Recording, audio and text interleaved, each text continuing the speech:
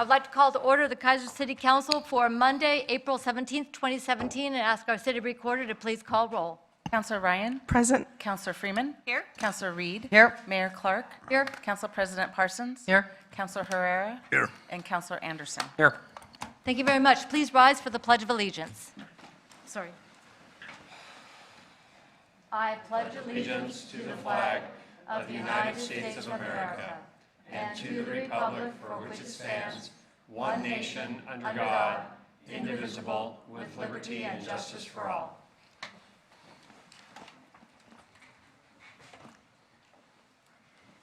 Thank you very much. Well, we have a number of things to celebrate tonight, so we're going to get right to that. And the first is the opportunity to celebrate one of our fabulous volunteers, Anita Zanheiser. So she has been nominated for Volunteer of the Quarter for her work on the Keizer Points of Interest. So who is here from Keizer Points of Interest who would like to, would you come on down and introduce, oh, there, hi, Jill. If you want to come on down and talk a little bit about Anita and her nomination.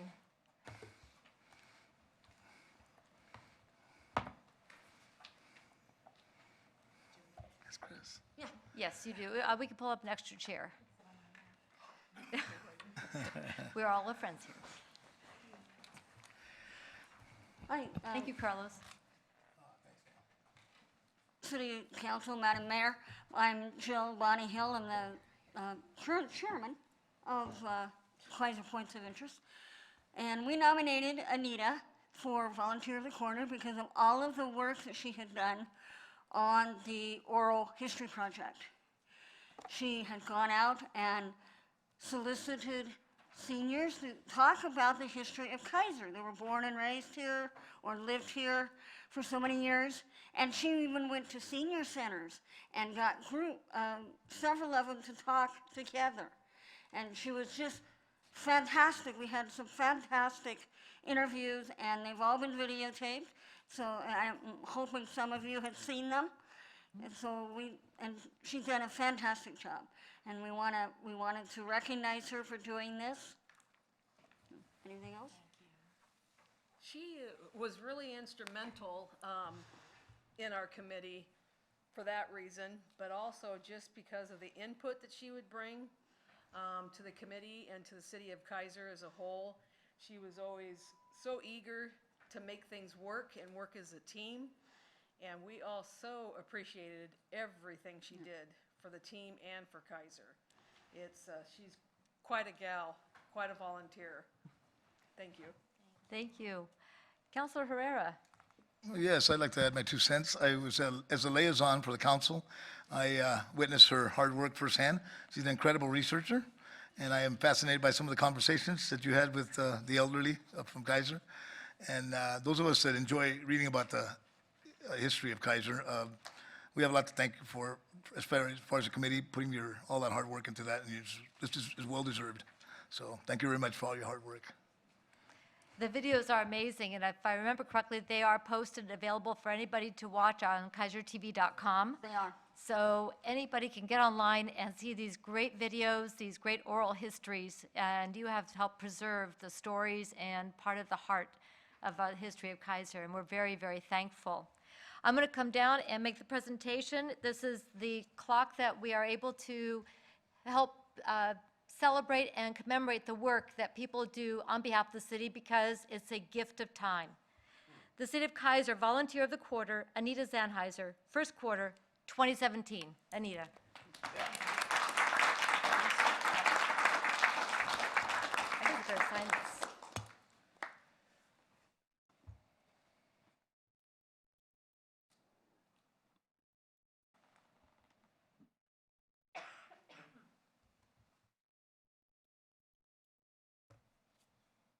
It's my pleasure to present you with this and our deep thanks. Thank you. Let's let Eric get a picture.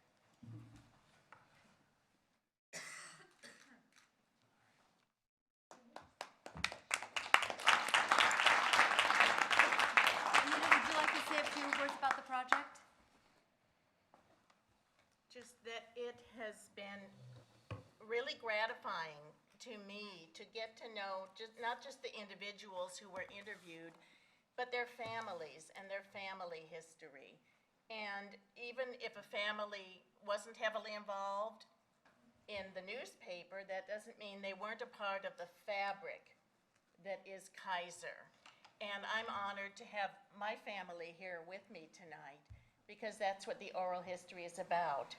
Thank you so much. Would you introduce your family members to us, please? And on the front there is my son-in-law Roy, granddaughter Elicia and her mom Jessica, and in the back row, grandson Jacob, his mom Amy, Liam, and Rick Harris.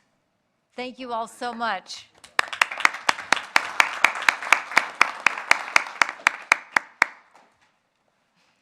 The Keizer Points of Interest is something unique to Keizer. We had people who were really dedicated to preserving the heritage that we have and the wisdom and the stories that we can preserve for future generations, and the oral histories have been a key part of that. So thank you for your work, Anita, and we hope more people who are interested in doing work for our points of interest for our Keizer history get a hold of us. We can use your help to continue this work. Just go on the website and volunteer. Am I right, Roland? Yes, ma'am. All right, thank you, Counselor. With that, next on our agenda, would it be okay if we switched one thing around and did our second presentation before we get into the wonderful presentation we have from Marion Health? Does anybody object to doing the proclamation next? So next up, to continue celebrating our volunteers, I would like to do the proclamation for the Keizer Heritage Center Volunteer Recognition Day. And we have several representatives from the Keizer Heritage Center, the president of the foundation, Lyndon Zeitz. We have anybody from Art, Library, come on down. And you're from the Art Association or Library? Oh, you're from Library, okay, and Art. There we go, we got it covered.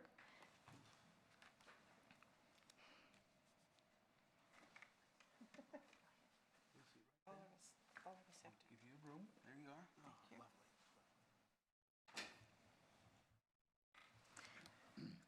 lovely. Mr. Zeitz. Good evening, Madam Mayor, assembled councilors, staff. Your show. All right. Well, I'm very pleased to welcome you all here tonight for the proclamation honoring the Keizer Heritage Center and the organizations that live there and have created a cultural hub and a heartbeat of Keizer. So with that, I would like to read the proclamation. Whereas volunteerism is one of the foundational attributes of the City of Keizer, as stated in our motto, pride, spirit, and volunteerism. And whereas the Keizer Heritage Center, originally the Keizer Elementary School, which celebrated its centennial in 2016, is operated and cared for by dedicated volunteers who recognize the rich historical and cultural value it brings to our community. And whereas the Keizer Heritage Center is home to volunteer organizations that are significant in the cultural life of Keizer, the Keizer Arts Association, Keizer Community Library, Keizer Heritage Museum, and the Keizer Heritage Foundation. And whereas the month of April is Volunteer Recognition Month in the City of Keizer, and on April 30th, we will be celebrating and thanking the many volunteers who generously give their time and talent to the Keizer Heritage Center and organizations. Now, therefore, I, Kathy Clark, Mayor of the City of Keizer, proclaim April 30th, 2017 as Keizer Heritage Center Volunteer Recognition Day, and encourage everyone to express our deep appreciation for the work they all do for the people of Keizer. In witness whereof, I have hereunto set my hand and caused the seal of the City of Keizer, Oregon, to be affixed to this document the 17th day of April, 2017. Lovely. Thank you. Would you please each talk about the organizations just briefly that you all are part of at the Heritage Center? Well, as you introduced me as a president of the board of the Keizer Heritage Foundation, which owns and operates the Heritage Center, which is right to the east of the City Hall here on the Civic Center campus. We are an organization that could not operate without our volunteers. The board and everybody who works and does anything in the building are all volunteers. They give of their time, they give of their expertise, they give of their money, and which is very important on all cases there. Each of the tenants also is completely operated by volunteers, and they'll speak about that. We use volunteers to help host events in the event room on the second floor that goes anything from weddings to birthday parties to meetings. We also operate the Keizer Heritage Museum, which is the historical heart of the city of Keizer. It's a great resource for research. It's not just exhibits to see and temporary exhibits, but also an excellent place to look at records from the past, and so you can do a connection with family names and names around Keizer, and you'll find that somewhere in that museum. And again, we rely on volunteers, and there are always opportunities. And I don't like to just say, come out and volunteer, because that's too nebulous. But if anyone is interested in giving of their time, say 2 hours every third Thursday, we're not particular, we don't care.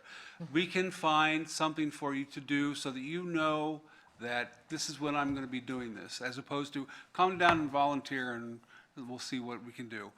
We know that people like to have certainty, so if you like history, we would love to have more hosts for the museum to keep that open more days.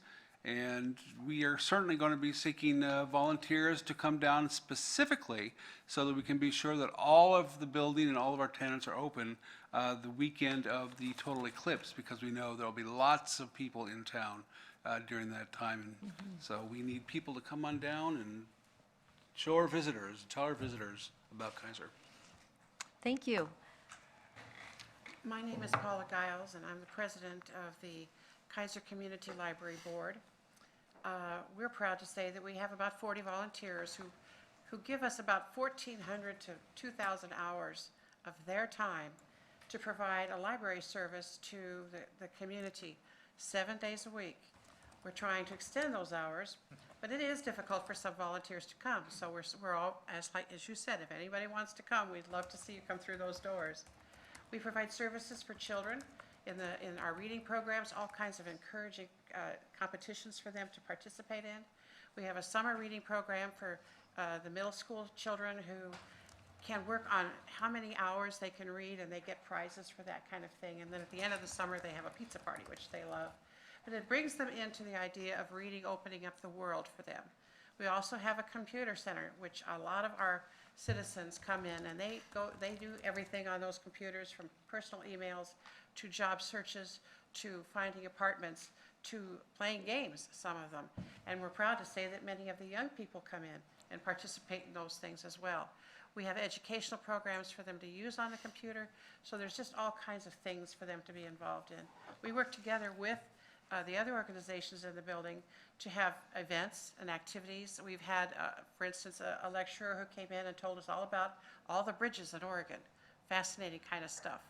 We have times where people come through, different authors that we can present, especially local authors, that can present to the public about their books. So we're very, very grateful for what we have and for the cooperation of the other folks in the building as well, because we all work together. Love it. Thank you so much. Am I near enough to the mic? I can hear you okay. Okay, great. Yeah. Well, I'm Why don't you go ahead and pull it a little Sennheiser, forward. There we and go. I am on the board of the Keizer Art Association as treasurer and historian.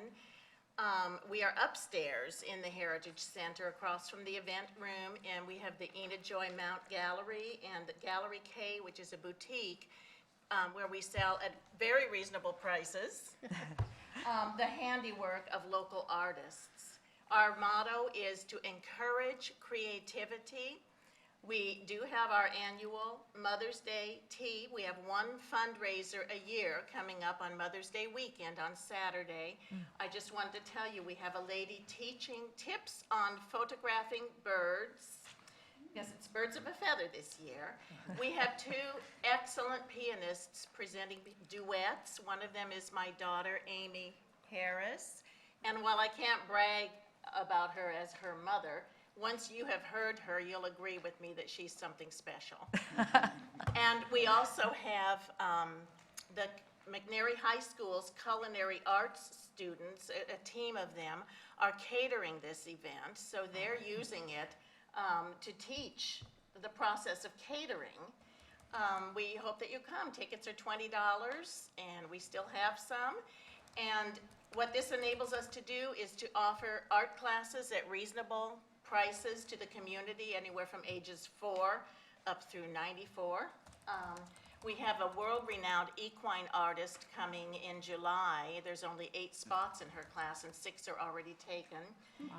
It also enables us to have monthly exhibits where the work of local artists can be showcased each month. So thank you, and we appreciate our neighbors. And you all have Facebook pages, so I would encourage folks to go on Facebook and look up our community library, our art association, and the Heritage Museum. Is Batman still there at the Heritage Museum? Is that Yes. displayed? I think that Be displays there to the through. end of April. Okay, so we have Batman, and we have fabulous colored pencil art, and some wonderful new reads at the library, so lots to do. I'm going to come down and present this so it can be hung at the Heritage Center, but I encourage people to go over to the Heritage Center and enjoy the wonderful things that it has to offer.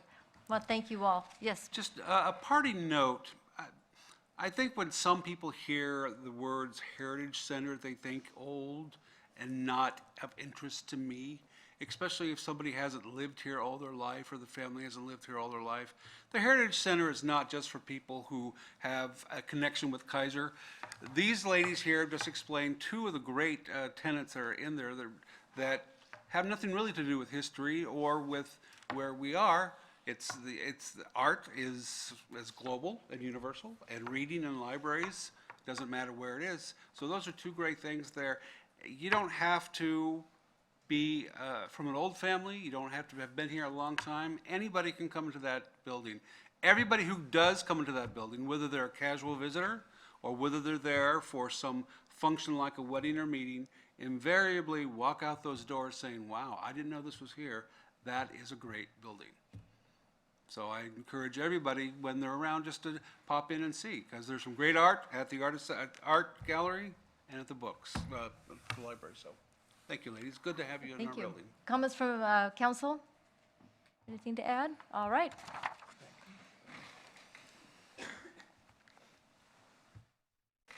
You okay? Yeah. Stay right there. Thank you very much. Thank you, Madam Mayor. Thank you, Paula. Thank you very much. Thank you. Thank you, Anita. Thanks.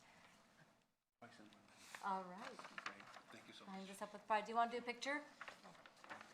Whoops. Okay, let's scoot back so we have the Wait, chair we out should of the- put you in the middle. I'm used to being the baloney in the middle.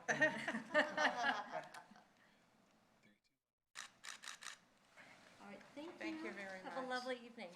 You I too. will give that to you.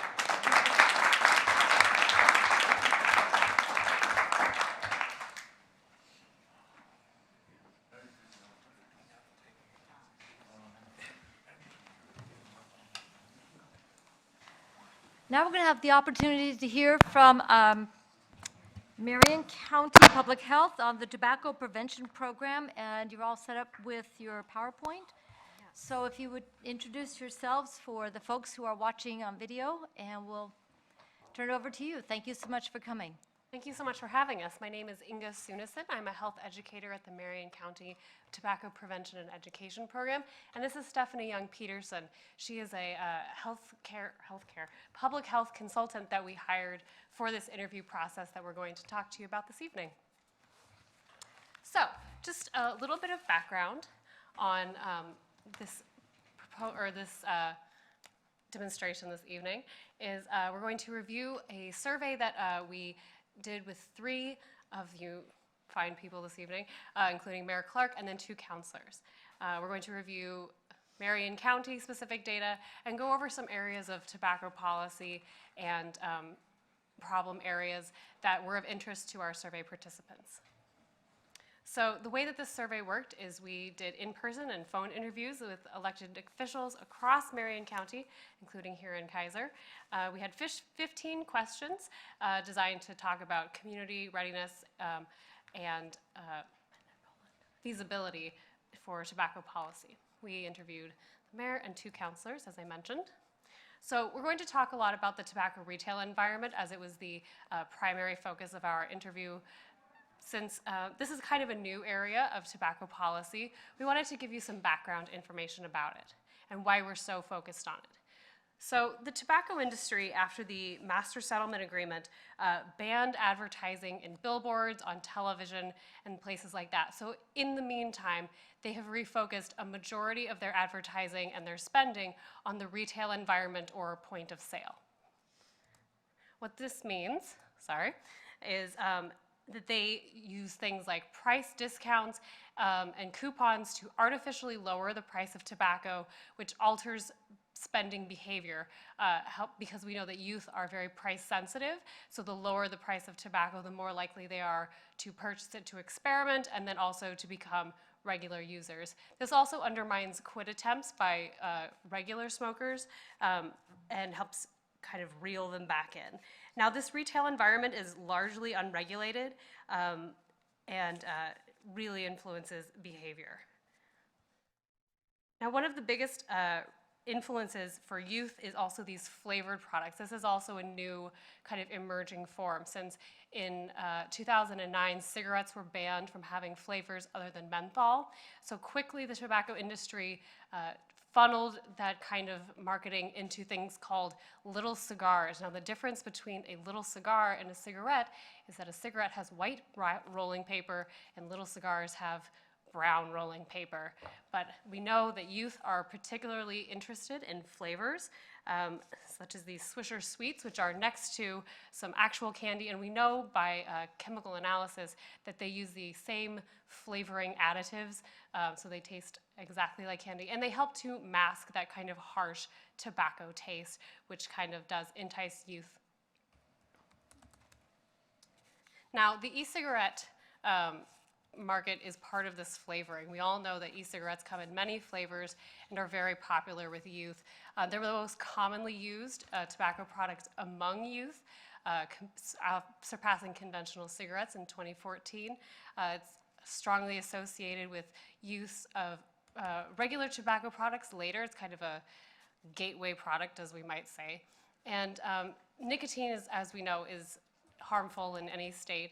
It helps to rewire reward pathways in brains, especially for developing brains. So that's anything below the age of about 21 to 25.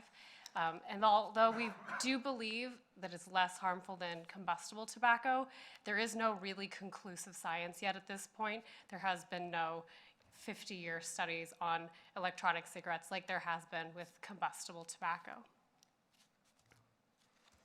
So here are some e-cigarettes that we're seeing come out in the market, and they grow and they change. So up on the top left-hand corner there are the kind of original e-cigarettes. They looked like cigarettes. They're called cigalikes. The blues and the ones that you see most of the television commercials for, because again, this is an unregulated environment. But nowadays, you see all these kind of modifications, and you can get an e-cigarette for any sort of pop culture thing that you're interested in. Hello Kitty on the bottom right with some bedazzled rhinestones, a nice stormtrooper on the left, and a little Seahawk for you football fans up in the top right. So we know that it's very popular and very trendy, and we know that they can also be used for cannabis, obviously. So some local data to kind of back up these facts is that 4% of 8th graders and 9% of 11th graders reported smoking cigarettes. But 5% of 8th graders and 15% of 11th graders reported using non-cigarette tobacco, including vaping, flavored chew, and flavored little cigars. Now, this is kind of a recent change, because only in the last few years have all of these flavored and electronic cigarettes flooded the market. So Now that I've kind of shown you some of these emerging trends, here is a potential policy approach. So this is a very popular policy right now. It's gaining a lot of momentum nationwide and including here in Oregon. The Institute of Medicine released a report in 2015 saying that if the whole nation were to adopt this policy of raising the sales age to 21, they anticipated a 25% drop in youth tobacco use initiation, a 12% drop in overall smoking rate, and within the first 5 years, 16,000 premature or low birth weight babies could be averted. And the reason for this is primarily social circles. So 18 to 20-year-olds purchase only 2% of cigarettes, but are 90% of the supply for those who are under 18. And the reason that is because your 15, 16-year-old probably goes to school with a lot of 18-year-olds, but he may not know as many people who are 21 and above. And that's just kind of how social circles work. But by eliminating this kind of 2% of sales, you don't hurt business, but you do prevent a large amount of potential addiction. Now, another thing for the local information is that here in the state of Oregon, there is no statewide tobacco retail license. What this means is you could go to Costco, pick up a carton of cigarettes and sell it out of the back of your van, and no one would be the wiser. So for something like alcohol, for example, you need to go through the OLCC and buy a license, and then there are penalties if you do things like sell to a minor, and they do operate their own sting operations where they have someone go and attempt to buy alcohol. No such thing exists here in the state of Oregon, but a few local jurisdictions have adopted a tobacco retail license, including Multnomah County and some unincorporated parts of Lane County. Lane County, by the way, has also adopted a tobacco 21 policy in their jurisdiction. Yes. Also in the state of Oregon, currently, if there are minor sting operation, it is only the clerk who is cited for selling to the minor. It's not the business itself. So a business owner could, potentially, be encouraging their employees to sell to minors because it's a profitable business, and they themselves would not necessarily absorb that penalty. And here in Marion County, we see a variety of sales rates to minors depending on the jurisdiction. Statewide, there's a 27% sales rate. We're one of the highest in the nation for that. Some communities perform worse than others. Here in Keizer, we saw a 56% sales rate compared to 13% in Salem, but rural communities had 8 out of 11 stores sell to a minor in 2015. And of course, this was done in 2015 and did not include vape shops, so we are not yet sure what their rate of sales to minors is. And some retail point of sale data. We did a survey here in Marion County, and 1 in 4 tobacco retailers displayed tobacco near toys or candy. 9 in 10 sold flavored tobacco products, so like those little cigarillos or even electronic cigarettes. 3 in 4 sold tobacco at a discounted price, so I mentioned at the beginning that point of sale discounted tobacco, artificially lowering the price.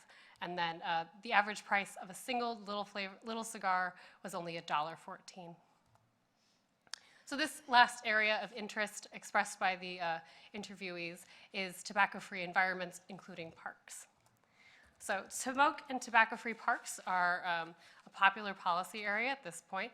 There's a few good reasons to do smoke-free parks. First of all, the Surgeon General says that there is no risk-free level of secondhand smoke exposure. Secondhand smoke exposure can lead to asthma attacks or events from COPD, from other park users. Tobacco-free environments help adults model healthy behavior for children and helps support people who are attempting to quit smoking and providing a place free of those kind of triggers if you're trying to quit smoking. And then it reduces litter from tobacco products since the cigarette butts there, the filters, are non-biodegradable and take decades to kind of break down and are actually toxic to fish and other wildlife and are the #1 most common piece of litter picked up in Oregon state parks. And they reduce the fire danger. The Oregon Fire Marshal says that 1 in 10 fires here in the state of Oregon is caused by cigarettes. So you could potentially reduce costs of cleanup and fire. So here's a map that I created of jurisdictions with 100% tobacco and smoke-free parks policies. And this map does not include the Oregon State Park System, which is entirely smoke and tobacco-free. There's over 50 jurisdictions there. The green dots are parks districts, the blue dots are cities, and then the counties shaded in yellow have a county, the parks that are controlled by the county are smoke and tobacco-free. So here in Marion County, we have Salem is smoke-free parks, Staten has smoke-free parks, and the Marion County parks are also smoke-free. All right, so now we're going to get into the results of the informational interviews, and I believe you were given the graphs in a packet. Did you not? Oh, I sent something. Well, I have some here anyway. If you get those to Tracy, then she can get them to us, and then we'll be able to get them loaded onto the website. For the people who are following along at home, sorry, you're going to have to pick this one up after the fact. It will be on the slide also. This way you can just examine it a little bit closer.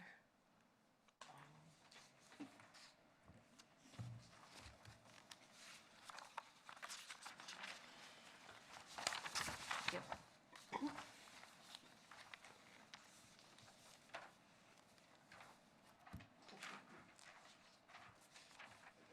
All right. Thank you. So these are the results of the question on tobacco policies that we asked the Mayor Clark and then the other two counselors. So the policy options that had support among the three of you included requiring businesses who sell tobacco to obtain a license and finding these businesses in the event that they sell tobacco to a minor, so much like an OLCC kind of structure where you pay a fee and they do inspections and then there are penalties involved if you break the rules, basically. The other policies included prohibiting self-service displays of tobacco and electronic cigarettes, and concerns about flavors and quit line information. And I apologize again for not giving these graphs to you in advance. And then the last one is smoke-free and tobacco-free environments, so support among property around government-owned buildings such as city and county offices, and an expanded Indoor Clean Air Act, which is the 10-foot beyond all doors and windows that open. And then that's the end of my presentation, so please let me know if you have any questions. I would love to answer them. All right, thank you very much. It's going to take a few minutes to probably Yeah, sorry. absorb this, so probably some conversation right now, and then we'll have further conversation about where we go from here. But thank you, this has been very interesting. I remember the conversation I had with you and the information you brought forward, so I appreciate that. And I'll start with Councilor Anderson. One of the things you pointed out in your presentation had to do with, I think, Lane County had adopted a county-wide ordinance. So a couple of related questions. Number one, is that just at like county government controlled things? How does it apply to cities and other municipalities? So Lane County at the county level has tobacco to 21, so the minimum sales age is now 21. And that's because their county commissioners also acted as the Board of Health, which have county-wide jurisdiction. So that covers just county-controlled land area? The entire county, so that also covers the cities. Well, that covers the cities too? But they have tobacco retail licensing only in unincorporated Lane County, and then a couple of smaller towns, Cottage Grove and Veneta, have adopted that on their own. And then what's the status of one at the Marion County Commissioner level? There is currently no discussion of that policy at the Marion County level. Okay. Further questions? Councilor Herrera? Councilor Anderson asked one of my two. Is your microphone on? Turn your mic on. I'm loud enough for that. Yeah, Is, yeah. how does the legalization of marijuana affect the smoking cigarettes per se? Or is that something you know or you don't? Something So the Indoor Clean Air Act, which I enforce as my role in the county tobacco, also applies to marijuana. Marijuana is not permitted to be smoked outdoors or within, 10 feet of doors, windows. So it encompasses that. Does that answer your question? Sort of, yeah. I also found it interesting that the rural areas were, like, I grew up in Woodburn. In the early 70s, we'd go to Turner and Hubbard to get our beer. Yeah. And I thought that was kind of interesting because it's pretty related to cigarettes, too. Yeah, and some of that may just be training on Yeah. by the It was cashiers. usually a family member or something, Exactly. Thank you very much for your work. Thank you. Thank you. All right. Look on this side for questions. So I just have a couple, and it's a good thing I wrote them down.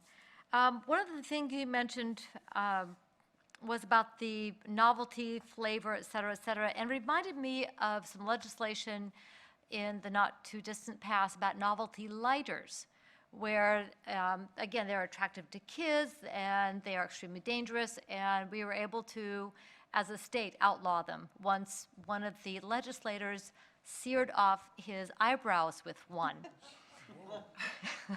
It was there was a whole tray of them that one of the proponents for banning the novelty lighters had brought as a demonstration. There were toys and lighters side by side, and you could not tell the difference. And even the adults in the room, one of the legislators picked up one of those, just kind of looking at it, and hit it and lost the eyebrow and looked at Mr. Jim Trett, who was part of the group bringing this legislation, and said, "You have my vote." I believe it passed, if not unanimously, then very closely. But it reminded me of that, where looking at these methods by which something dangerous is made attractive to a child or a youth, or masks the reality of what it is. Has there been talk about banning the flavored tobacco products as an introductory mechanism for getting into tobacco use? Some places have expressed interest. I believe the only jurisdiction to officially do it is New York City at this point. Really? Actually, Massachusetts is really involved in doing that. I think they have close to 60 jurisdictions that have independently banned candy flavors, and they have a whole big system on what that looks like. And every time they go out and inspect, the industry tries to think up a new flavor and claim that it's not a candy flavor because it's not on the list. So it's like a game of whack-a-mole, literally trying. But there are some states that are actively working on that. I believe New Jersey and Rhode Island are two other places that are actively working on the flavors. And there's been a lot of stuff happening at the FDA level where they're getting pushed to take more action specifically on the vaping devices, the liquids that are flavored, and so they are working on that. So.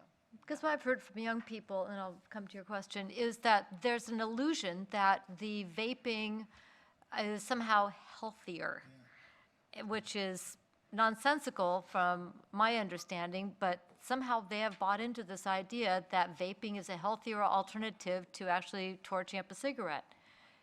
Yes, I think that just stems from the fact that we don't have decades yet of data saying just how bad it is. Whereas, you can point to a cigarette and say, like, well, I can find you a 10-foot high stack of papers that tell you how bad that is.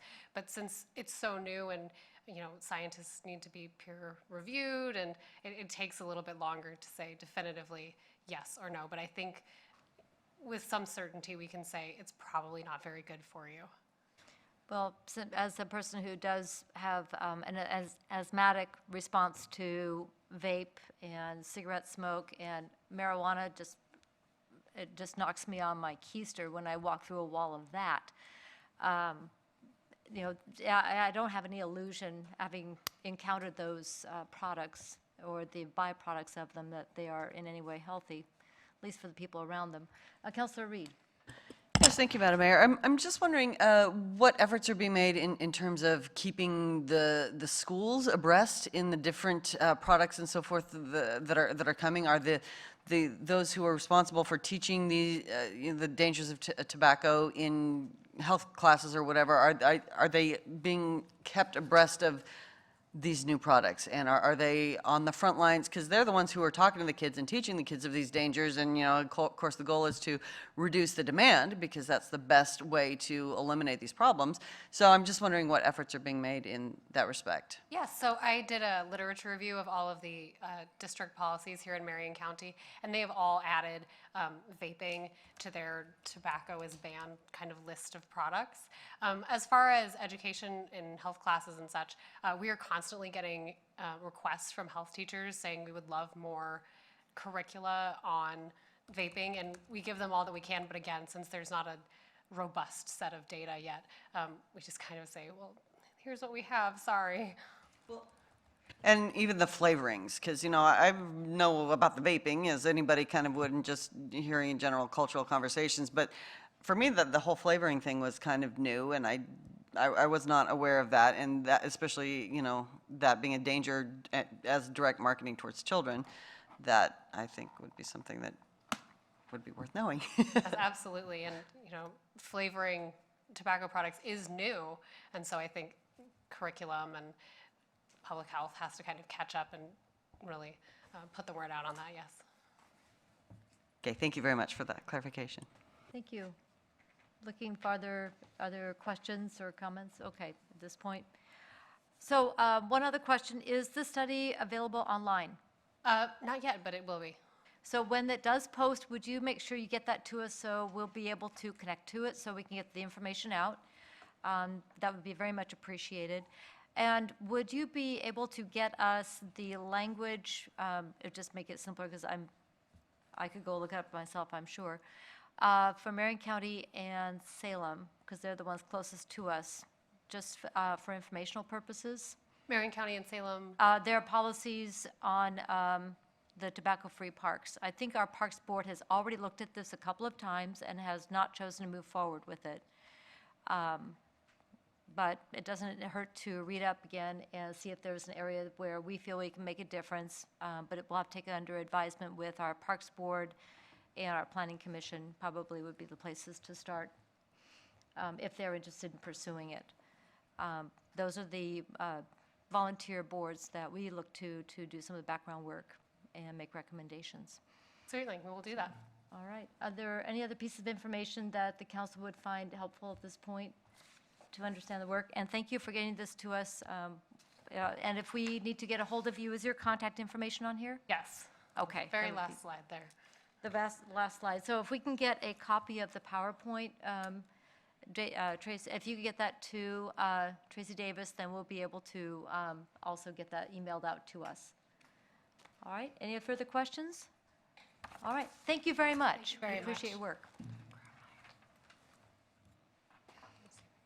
Go back to my agenda here. Committee reports.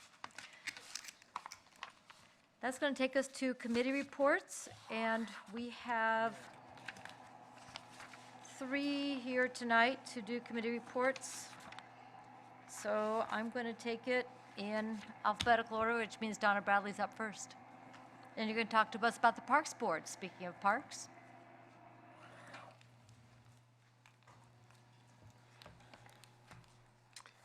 Hello. Ooh, did I break something? So yes, I'm here to report on the latest things that are happening at the Parks Board. Again, my name is Donna Bradley. I brought a draft of our last meeting, and we just kind of go down this line, and if you have any questions, stop me, or we can talk about it after I'm done. We greeted Trish Crenshaw with a volunteer appreciation, and that was nice. We had cookies. We'd had a meeting with Arthur Solander regarding a tree survey that he did. He gave us a report on that. It was very interesting about how many trees he found. He didn't go on to private property. He was only doing trees that were publicly owned. he came up with approximately 600 trees that he surveyed. His goal, I guess, was to look for certain species and to look for age of trees, et cetera. He didn't do any invasive species or anything like that, but apparently he was working through this for his classes that he's taking. So we found that very interesting.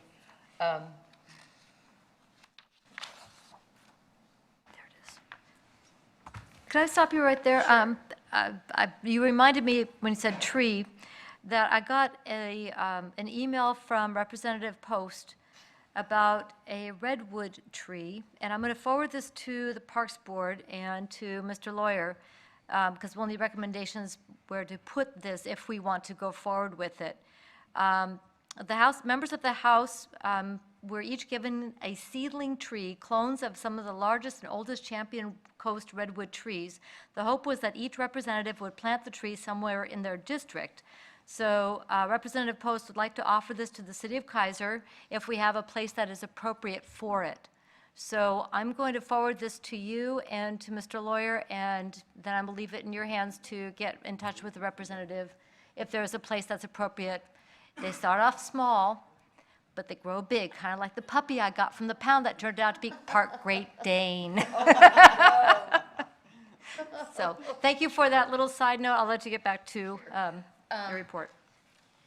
We got a request from Hans Schneider about building a shelter near the volleyball courts. And we had a lot of discussion about that since we've been working so hard to get a maintenance fee going, or fees going for the park so that we can maintain the park system that we have. And a lot of people expressed the fact that they didn't feel like we should be getting new things if we could not maintain what we already have. So that was discussed quite thoroughly in that. Eventually did pass his request for the grant by a majority. Some declined, but there was a majority, so that was passed. Also going to go for some SDC funds to cover a portion of that as well.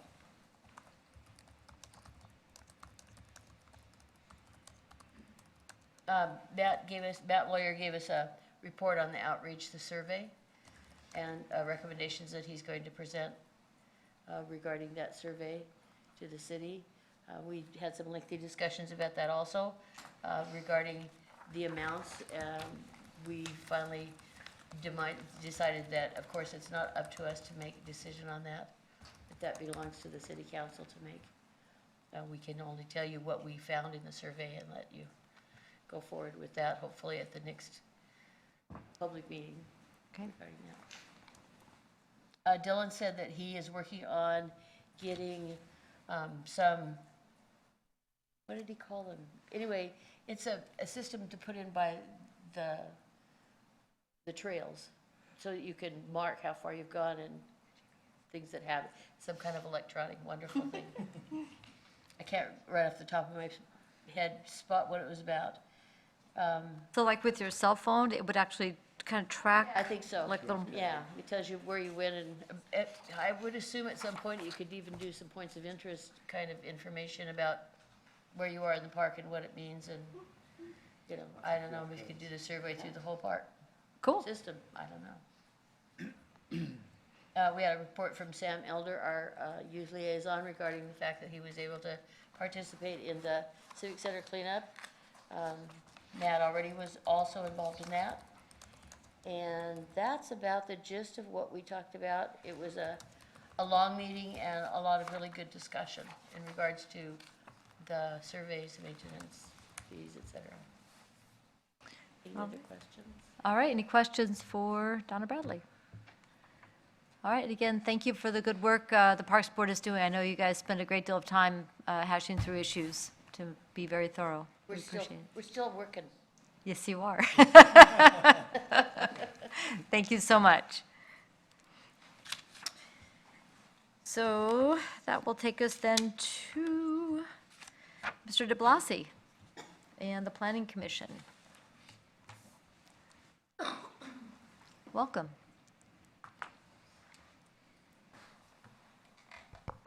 It's on. Good evening, Madam Mayor, Councilor, staff. So our previous meeting last week, Planning Commission meeting, was a continuance of the meeting from March, which was discussion on section 2.110, I think I got that right, of the commercial mixed use, focusing on the River Road Chemawa intersection area. It was brought to council first about the gas station at the Safeway store on River Road, and so we were dealing with the text amendment to that section of the code. It was to allow for a gas station.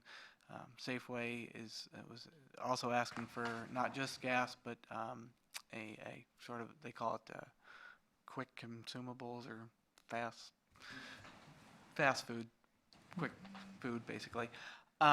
The staff presented some options for amendments, including no amendment. The one they presented as their preferred was to allow for a gas station but not the associated convenient mart, if you will. As I said, it was a continuation from the March meeting. We had talked about whether we wanted to extend it into the next month's meeting, but we decided it was what Safeway needs to bring to the city regarding traffic studies, et cetera, was irrelevant to the text amendment. So we decided to close the hearing and vote on the amendment as presented with minor edits from staff. Okay, so that will be coming to council at some point soon? It will not be before council until the second meeting in May or the first meeting in June because of notice requirements, so. All right. All right, thank you very much. Any questions for Mr. DeBlasi? All right, seeing none, thank you so much. We appreciate the work that you do. And that, Mr. Lawyer, Matt Lawyer, talking about an update, Clagger Creek Watershed Council.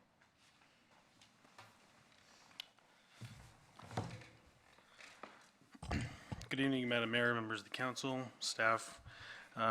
Like Henry VIII said, I'll keep this brief to all of his wives. So I'm here in a little bit different capacity than what you're used to seeing me. Last I reported on the Clagger Creek let me introduce myself, excuse me, Matt Lawyer, Chair of the Clagger Creek Watershed Council, Keizer resident. So we had some conversation at our last meeting on April 12th related to some work that we've been doing, most notably, as Donna brought up in her update, on March 18th, we did the 7th annual Civic Center cleanup. We had a number of volunteers in some extremely nasty weather, and we got a lot of work done. We filled a 10-yard debris bin completely full. The use of the city's gator was absolutely amazing. It actually streamlined the removal of some of the material and made it much easier to get that material to the bin. Councilor Freeman was there. Councilor Reed was there for some time, and then I believe I saw Councilor Anderson there, but I might be wrong. Not the cleanup. I apologize. Sorry to put you on the spot like that. He's been so fantastic as our council liaison, and so we just really appreciate it. I've got used to him, having him around. In addition, last year we had the Discover Your Watershed Earth Day event. Unfortunately, because of scheduling, we were not able to make that come through this year. Most of our partners that we had talked with had predated commitments. And so we decided to cancel that event for this year and maybe look at it as a biannual. Instead, we went over to Salem and actually did a tree planting with Friends of Trees. We planted, I think, 30 parks in McKay Park, which was kind of neat because that's a park that I grew up in, going over there and playing. Interestingly enough, we planted trees in a very spot that, as a Cub Scout, we removed trees from. So life has come full circle, I suppose. It was nice to have the newest Salem City Councilor there prior to being confirmed, but he was there supporting that effort as well. In addition, like Donna brought up, we had a presentation from Arthur Sealander. This was a little bit more nuanced in terms of the ability to analyze the data and use the data that was collected for the trees.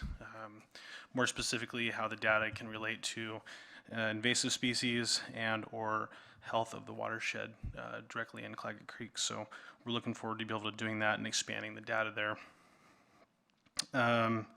In addition, Mark Ackemoff from the city of Keizer presented us with a story map project, and what this is going to be using GIS to sort of tell the story of the Claggett Creek. We've all operated under assumption that the headwaters were actually somewhere near Lancaster Mall. In fact, they're out as far as Dick's Sporting Goods. And so we're recognizing the history. Marion County and Salem have some old aerial photographs that we're going to try to use as overlay, because a lot of the creek itself is underwater in Salem, and so we don't really have the opportunity to see it directly, so you have to kind of follow it. That'll help us kind of understand sort of how that affects Keizer and ultimately out to the Willamette River.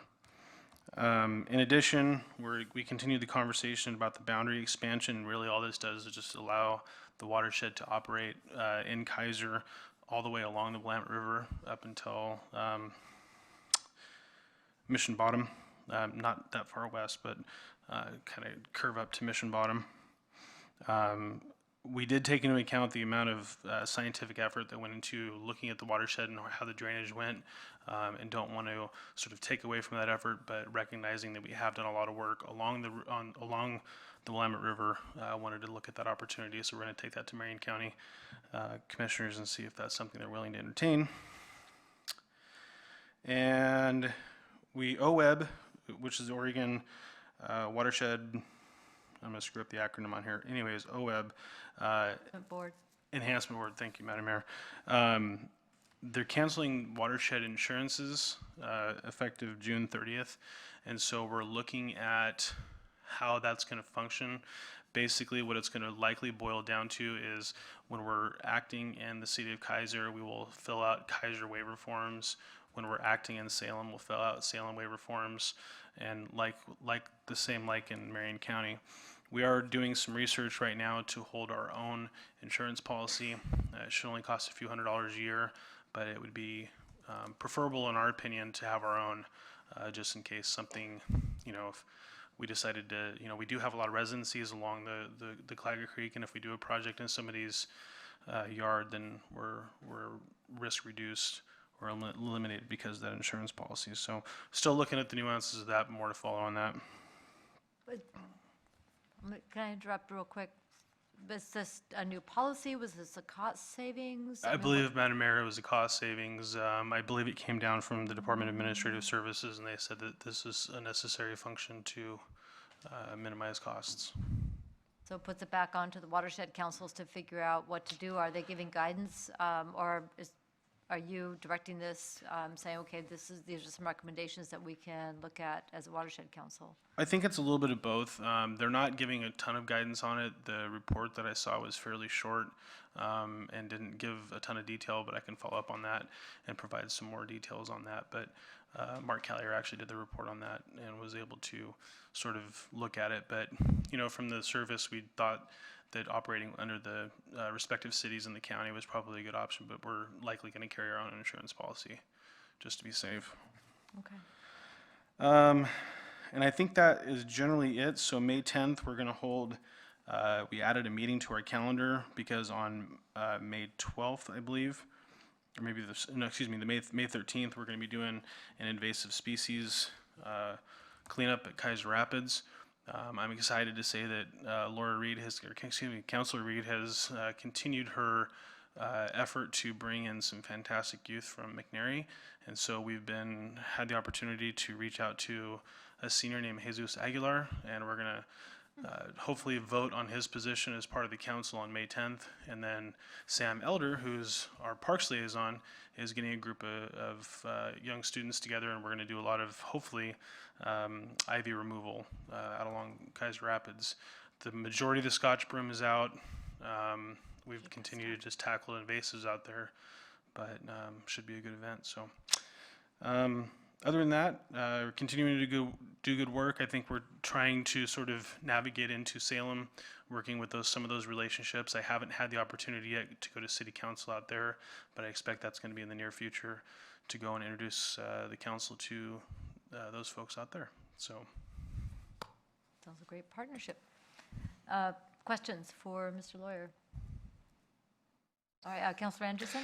Yes, thank you, Madam Mayor. I just want to compliment Matt and the exceptional job that he's been doing as chair, along with former Councilor Mark Collier and the other volunteers that are serving in that on that or that entity. These are folks that really take a deep interest in what they're doing, and it really shows in their organization, their diligence in pulling folks together to turn out and do projects that are really meaningful and impactful to our environment. And then finally, the one thing one thing I really appreciated was the outreach, if you will, going over to McKay Park near the high school for that project. Really making sure that they're including all areas that this watershed touches was impressive to hear about.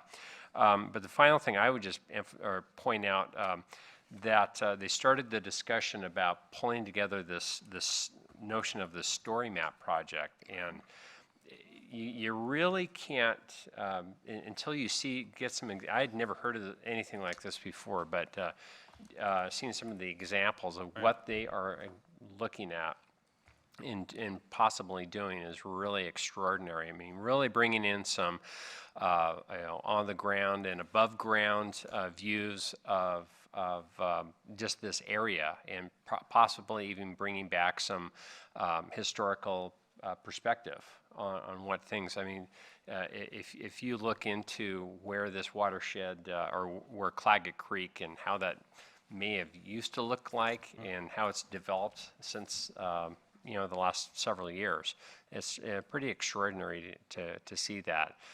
If they're able to bring into, say, maybe drone technology to be able to do some observation, or not observation, but recording the flight path of this, it's absolutely fascinating. Can really be a really cool project for this whole area. So really appreciate everything y'all are doing. So keep it up, Matt. Thanks. Well, thanks. And I think it's important to note, Madam Mayor and Councilor Anderson, the event on the 18th, there's about $2,000 of donated time and labor, but I think over the long run, it probably saved a lot more money than that for the city of Keizer, which is really important to try to look at those cost-saving efforts. And the drone piece, and unfortunately, Councilor Anderson kind of unveiled that a little bit, but yeah, it's absolutely true. We're looking at some drone flights over the Watershed Council, and just within the last probably 15 years, you've seen at the Croc Center, when they did the wetland mitigation project at the Croc Center and diverted the creek, created a whole brand new habitat, which is kind of neat. The beavers moving in and doing that kind of stuff, so thank you. Beavers and ducks? No, just the beavers. Just the beavers. We want to be inclusive. You set me up beautifully. Thank you so much. I'll be here all week. Also, I want to also echo Councilor Anderson on the work on the watershed. I think it's fabulous that it's now looking at the whole watershed and going past jurisdictional boundaries into natural connections. And I think it helps unite our two communities of Keizer and Salem in looking at our environment holistically. So I really want to thank you for being purposeful in that outreach and that connection. So it makes a lot of sense environmentally, so it's going to make a lot of sense in the long run, jurisdictionally too. All right. Thank you so much. And then make sure you let us know when events are so we can post them. And if it's not raining sideways, maybe we'll... We still play even when it's raining sideways, Madam Mayor. But and when it's anyway. coming up from the bottom and everywhere else. Everybody was very, very wet. Yes, they were. Thank you so much. Thank you. Yeah, some people were very well prepared for that sideways rain, and others just decided to get wet. It was okay. That takes care of committee reports. This time is moved on to public testimony. This time is provided for citizens to address the council on any matters other than those on the agenda for public hearing. Maybe I should stop talking, let other people talk. We have no public hearings tonight, so I have people signed up for public testimony. So I'm going to start off with Mr. Al Wakefield, who wants to talk to us about Willamette Valley Yellow Cab. Mr. Wakefield, if you would just come on down and just give us your name and city of residence for the record. You have 5 minutes to share what's on your mind. Thank you, Honorable Mayor, council members, and staff. My name is Al Wakefield. I own Willamette Valley Yellow Cab. The reason I'm here tonight is because we was informed recently of being in non-compliance with the ordinance regarding taxis in service within the city of Keizer. Well, I'll give you a little history. When I purchased a taxi company, it was referred to as, the name was Salem Keizer Taxi Company. And when we asked what we needed to do, one thing they explained was just go down to Salem and get your driver's permitted and get your business license, and you can operate. Well, we operated that way for many years until Mr. Brown and staff sent us a letter. So we came up and with my general manager and marketing, who happened to be my daughter, we came up and had an informal meeting with the staff regarding this. And one of our issues right now is the legislature in the state that's going through, there's several bills in reference to Uber moving and TNCs into the state, having full access and essentially taking all services out of the hands of the city and place them into the hands of the state. So you wouldn't have any say-so of who operates within your community. And what I'm asking for tonight is to, while we're waiting for legislation to come down to see whether it's going through or not, and it's presently past its second reading.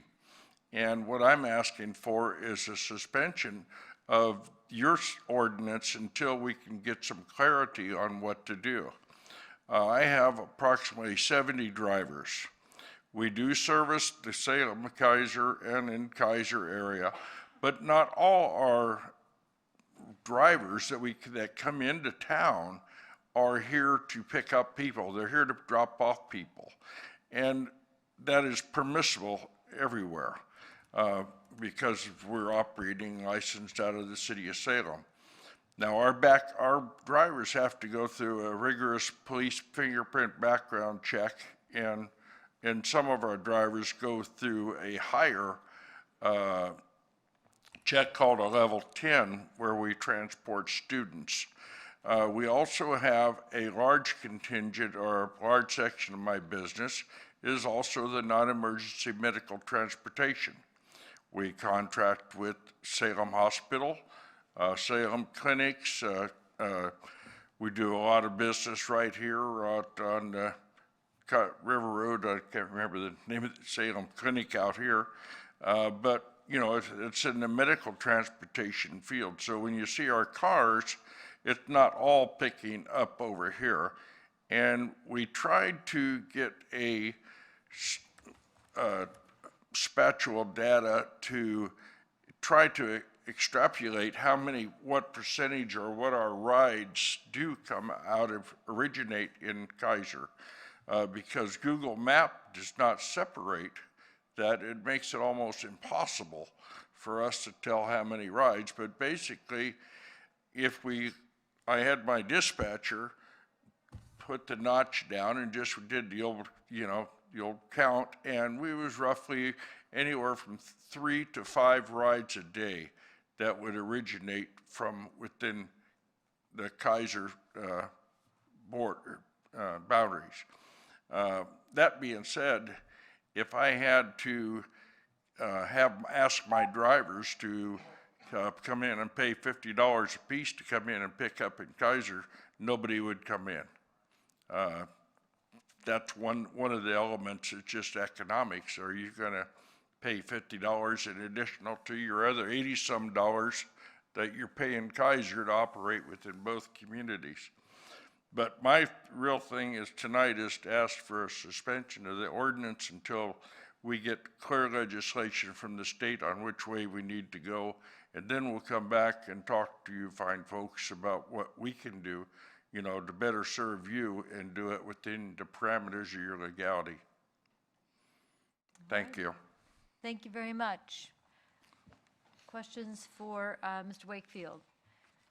Do you have bill numbers, or can you get us the bill numbers, just so we kind of can track that on our own, that are being proposed to the legislature? I know I can look them up on OLIS, the Oregon Legislative Information System. Okay, Well, we have an email? The House bill is 3246. 3246, okay. Yes, that's one of them, but there's another 4 or 5 of them that are tagging along too. Okay. That, you know, they're trying to make sure that the cities can maintain their own control. You know, and which also it comes to another fact. What are you going to do when they say, okay, you can have Uber everywhere? And how are you going to control that? My contention with the city is, you know, city of Salem, is don't let the can of worms open. Because once you've lost total control, you don't have the finances, you don't have the public safety officers to support any of it. So if you want to have public safety, you want to have the, you know, the good, safe drivers, and we are non-smoking. and not eating and no drinking. So, you know, if you want a professional operation, you know, that's what we give you. We're also, you know, I can expand on my company as far as we're registered. We are members of the National Traffic Safety Committee. We have trained employees that have been sent to school to train to give safe driving classes and certificates. We certify all the other medical, non-emergency medical transport agencies, their drivers testing. We do the passenger safety assistant teaching for them. And so, you know, we feel we're above it, but, you know, as top is what you should be. But it's just where we're going to come out on this thing with Uber and the rest of TNCs. And, you know, that's just what we need to find out. And we can't be spending thousands of dollars and then have them, you know, here this summer, revoke it here in a couple of months. Okay, Councilor Reed, I'm sorry, Councilor Parsons, and then Councilor Reed, and then City Manager. Thank you. Actually, I have a couple questions for staff. So the $50 is an annual fee? Yes, it's per drive? approximately the same as Salem, and then it's $50 for the initial and then $35 a year after that. Is that per driver? Yes. Okay, and I have one more follow-up question. How long do they get before they need to register? I mean, Well, I was going to mention that, and maybe Nate can address it. I wasn't at the meeting that Nate and Mr. Wakefield were at, but I'm assuming staff, since this is new to the industry, they're going to be working with them in terms of timing. I don't think anybody's trying to rush anybody in terms of the registration. Obviously, that sort of thing's going to take some time, but I don't know if Nate wants to follow up on that. I believe that in the letter we said we gave you 30 days to,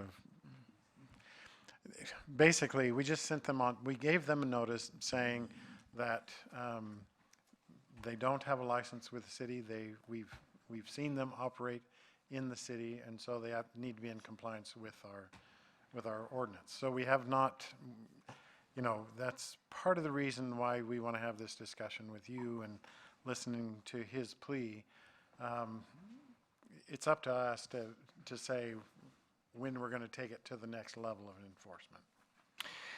If I may, Madam Mayor, and I didn't have an opportunity to look through our Keizer ordinance, but there is some provisions in there. The fee is still chargeable, that fee that I discussed, the 50 plus 35 for years after that. But there's several sections that can be waived if the driver or the company has a license with Salem.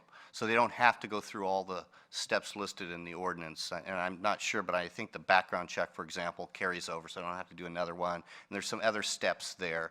Our insurance requirements are less than Salem's, so it's actually if you only operate in Keizer. I mean, they have to have that insurance anyway for Salem, I realize that. And the other comment, if I could, Madam Mayor, is I was able to check with a representative at the League of Oregon Cities, and although you never know until it's over, the indication is that the TNC, which is Transportation Network Companies, companies like Uber and Lyft, and the associated taxi bills are probably going to be dead for this session. The only one that was still alive didn't make it to work session. So at this stage in the legislature, it's looking like nothing's going to go forward. Again, no guarantees. The legislature does funny things, so. Funny. Funny odd.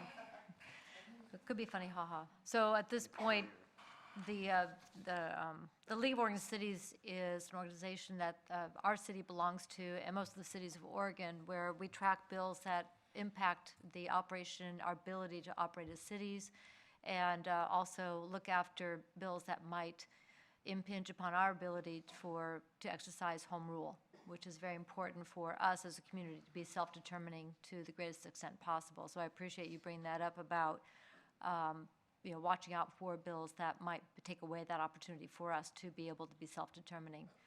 So they are helping us watch out for those kind of bills. I want to go to Councilor Reed and then Councilor Ryan.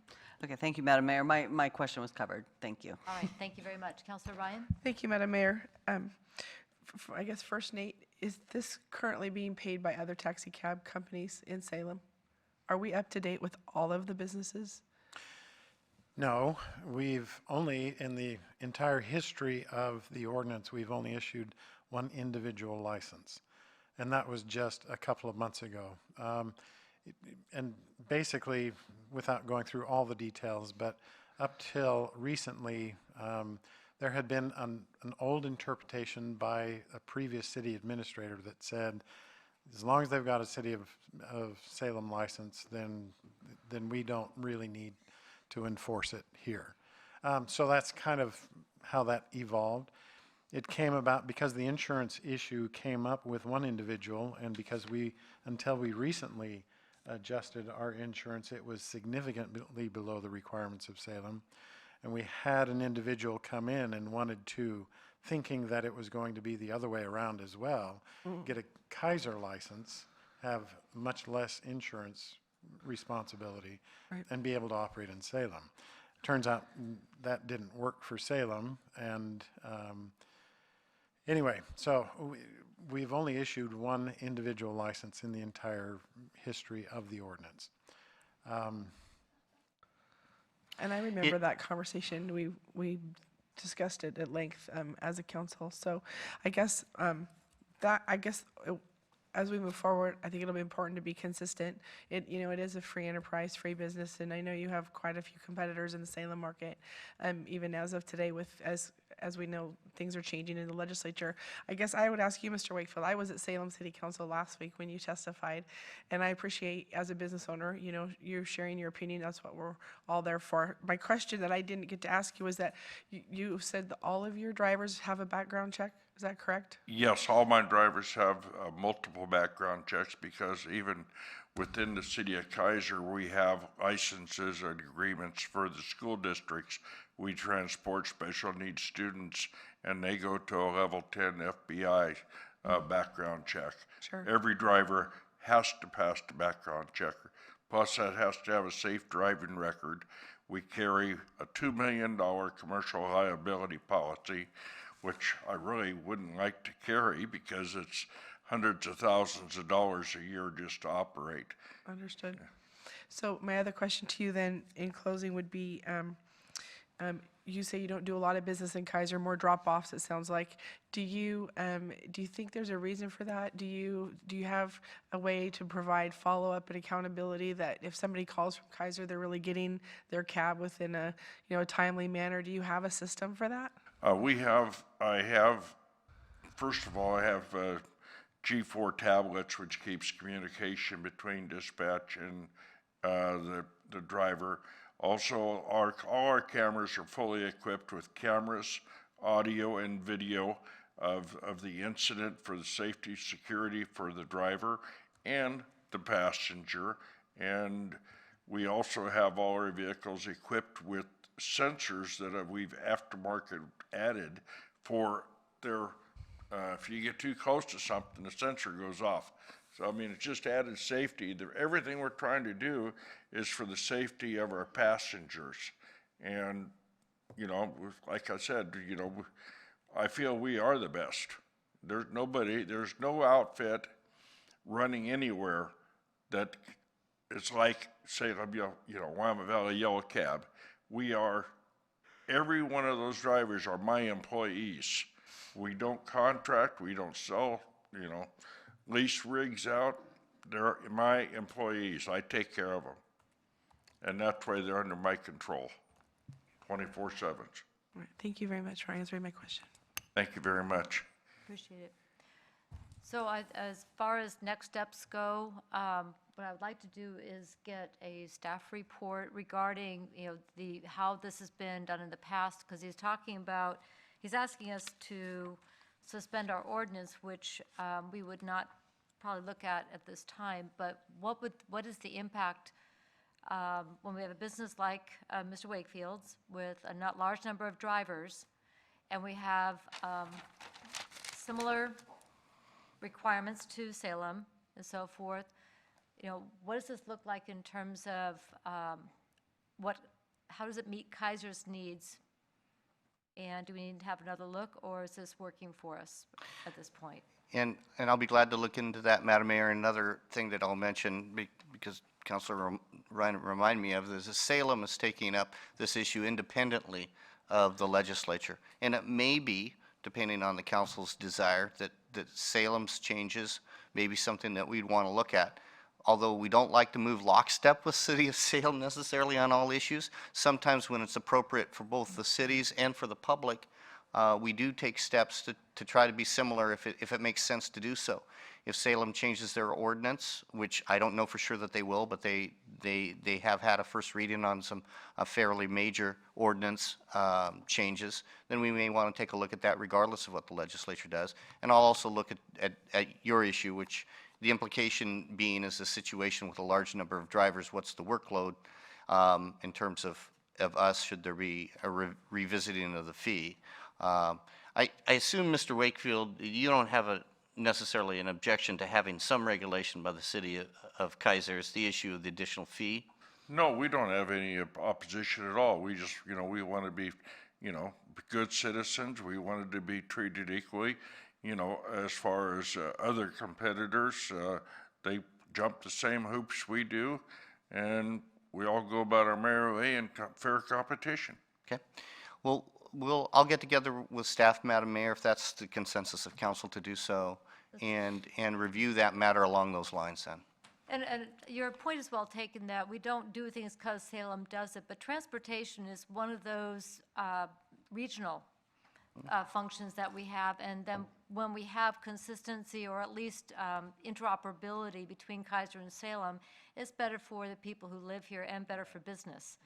So I think taking that moment to look at what we are doing and making sure that we are being as effective as we can be and communicating well with our partner city is, I think, better for business and better for our community. City Manager? Typically, Whoa. typically, the businesses that span jurisdictions that are seamless in their operation to the user are those that we like to be similar with Salem. So if somebody gets in a cab in Keizer or Salem, they're not really paying attention to boundaries or borders or where they're going. They're operating in an area. And so, we try to be similar with other businesses that provide those kinds of services in those instances. So that's where something like this will take a very close look at what Salem does. I think that would be very helpful for us in moving forward and to bring a recommendation or at least information back to council. Councilor Herrera? Yes, thank you, Mr. Wakefield, for your presentation. I had a question in regards to 30 days. Where are we at on that? Because I think it's fair to, I don't know how that works, but. We're going to do it a couple of weeks. Okay, but I mean, is that a drop dead deadline, or is that something we can work with? It's just simply a date that we chose. Okay. Because, again, this is new territory. We Right. sent out, I think, approximately, and I could be wrong here, but I think we sent out about 8 to 10 letters to different companies. They all got the same letter. Because I and to myself Mr. would like to read, or more informed, first time I've heard of this. I don't think it was on agenda, but I would like to inform myself more on what's going on as Okay. far as the new legislation and what the procedure is as far as, and maybe what Salem's doing too. I mean, regardless of where we're at here, but it would be fair to take the time to do that for all of us, I guess, to exactly know where we're at. Okay.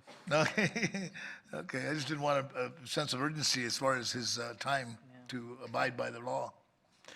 And to Mr. Wakefield's credit, I mean, he's here. Yeah. He took it serious. He took the letter serious. He came in and he met with us, and he has been upfront with us about wanting to comply. But his concerns are that when he has that many drivers, that's a large cost. So he's here.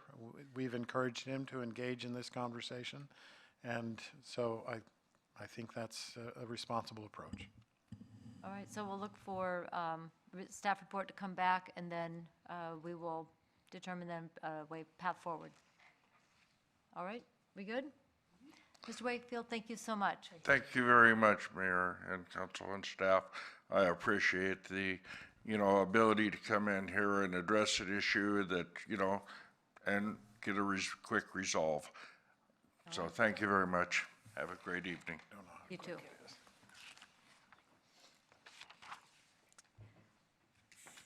Next up for public testimony, I have Colonel Anthony Duncan.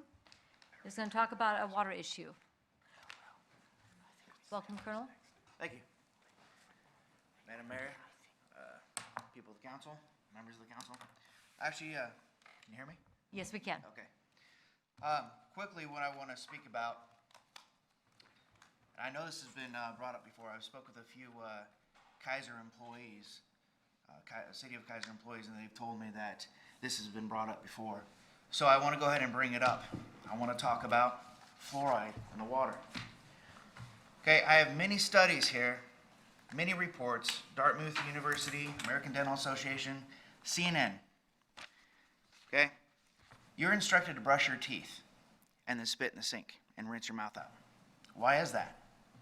It's because if you look down on the label, it says if you ingest or accidentally swallow to seek medical attention. Why is that? It's because the sodium fluoride that they have in it is toxic. The bags that carry the sodium fluoride that you guys put in the water is toxic. It says toxic on it. Why is it toxic? Because it's a derivative of fertilizer. It's also used in rat poison. Also, let me find this here. It's a waste product, byproduct of fertilizer and the aluminum industry, and is also Part 2 poison under the UK Poisons Act of 1972. Fluoride is one of the basic ingredients in both Prozac and sarin nerve gas. Yeah, we put it in the drinking water. The American Dental Association would lead you to believe that it's good for your teeth. Yet when it's in toothpaste, they say, do not swallow it. An August 2006 Chinese study found that fluoride in drinking water damages children's liver and kidney functions. U.S. Air Force Major George R. Jordan testified before committees of Congress in the 1950s that in his post as a U.S.-Soviet liaison officer, the Soviets openly admitted to using the fluoride in the water supplies in their concentration camps to make the prisoners stupid, docile, and subservient. A 1993 toxicological profile by the U.S. Department of Health and Human Services concluded subsets of the population may be unusually susceptible to the toxic effects of fluoride and its compounds. These populations include the elderly, people with deficiencies of calcium, magnesium, and or vitamin C, and people with cardiovascular and kidney problems. It appears a lot of people may have a problem with the fluoridated water. I can go on and on. There's numerous reports and numerous studies that show that fluoride in the water, sodium fluoride, hydrofluoric acid in the water is bad for you. Now, it is true that calcium fluoride in small amounts, it's a natural occurring mineral, is good for you. But why would you mass medicate people, the general population, when everybody and their body is different and reacts to it differently? So it leads me to believe that people are either willfully ignorant of what's going on, or they're getting their palms greased by, I don't know, these fertilizer companies, Monsanto, I don't know. The list can go on. I would like to have a vote of we the people of Keizer to have it get taken out of our drinking water. There's no reason for it. In a 2005 study conducted at Harvard School of Dental Health found that fluoride in tap water directly contributes to causing bone cancer in young boys. Cancer rates in the U.S. have skyrocketed, with 1 in 3 people now contracting the disease at some stage in their life. We got to talk about these people. You're our elected officials. I take it everybody's elected here, not appointed. So you can be recalled. We the people, of the people, by the people. This is bad for us. This is bad for the people. I know why it's put in there, but it's bad for us. We need to talk about this, and we need to vote on it. The people, not the council. Turn my mic over to you. Thank you very much. What I would recommend, if you would like to initiate a vote, we do have an initiative process, and our city recorder can get to you information to get something put on the ballot if that is your desire. That would be something that would be you and other people who would like to do that. So that would be initiated by the citizens of Keizer. Other than that, Councilor Ferreira? Bill, correct me if I'm wrong, but are we at 1 part per million? No, we're actually. .07? Yeah, point seven, okay. The recommendation was lowered a few years ago from 1 to .7. Okay. Because I feel like we've had this discussion before. It's been brought up, correct? Yes, we Over the have. years, over and over. And my recollection was that, I mean, fluoride is in water anyway, naturally, low levels. Calcium. Calcium, Not okay, well, sodium fluoride.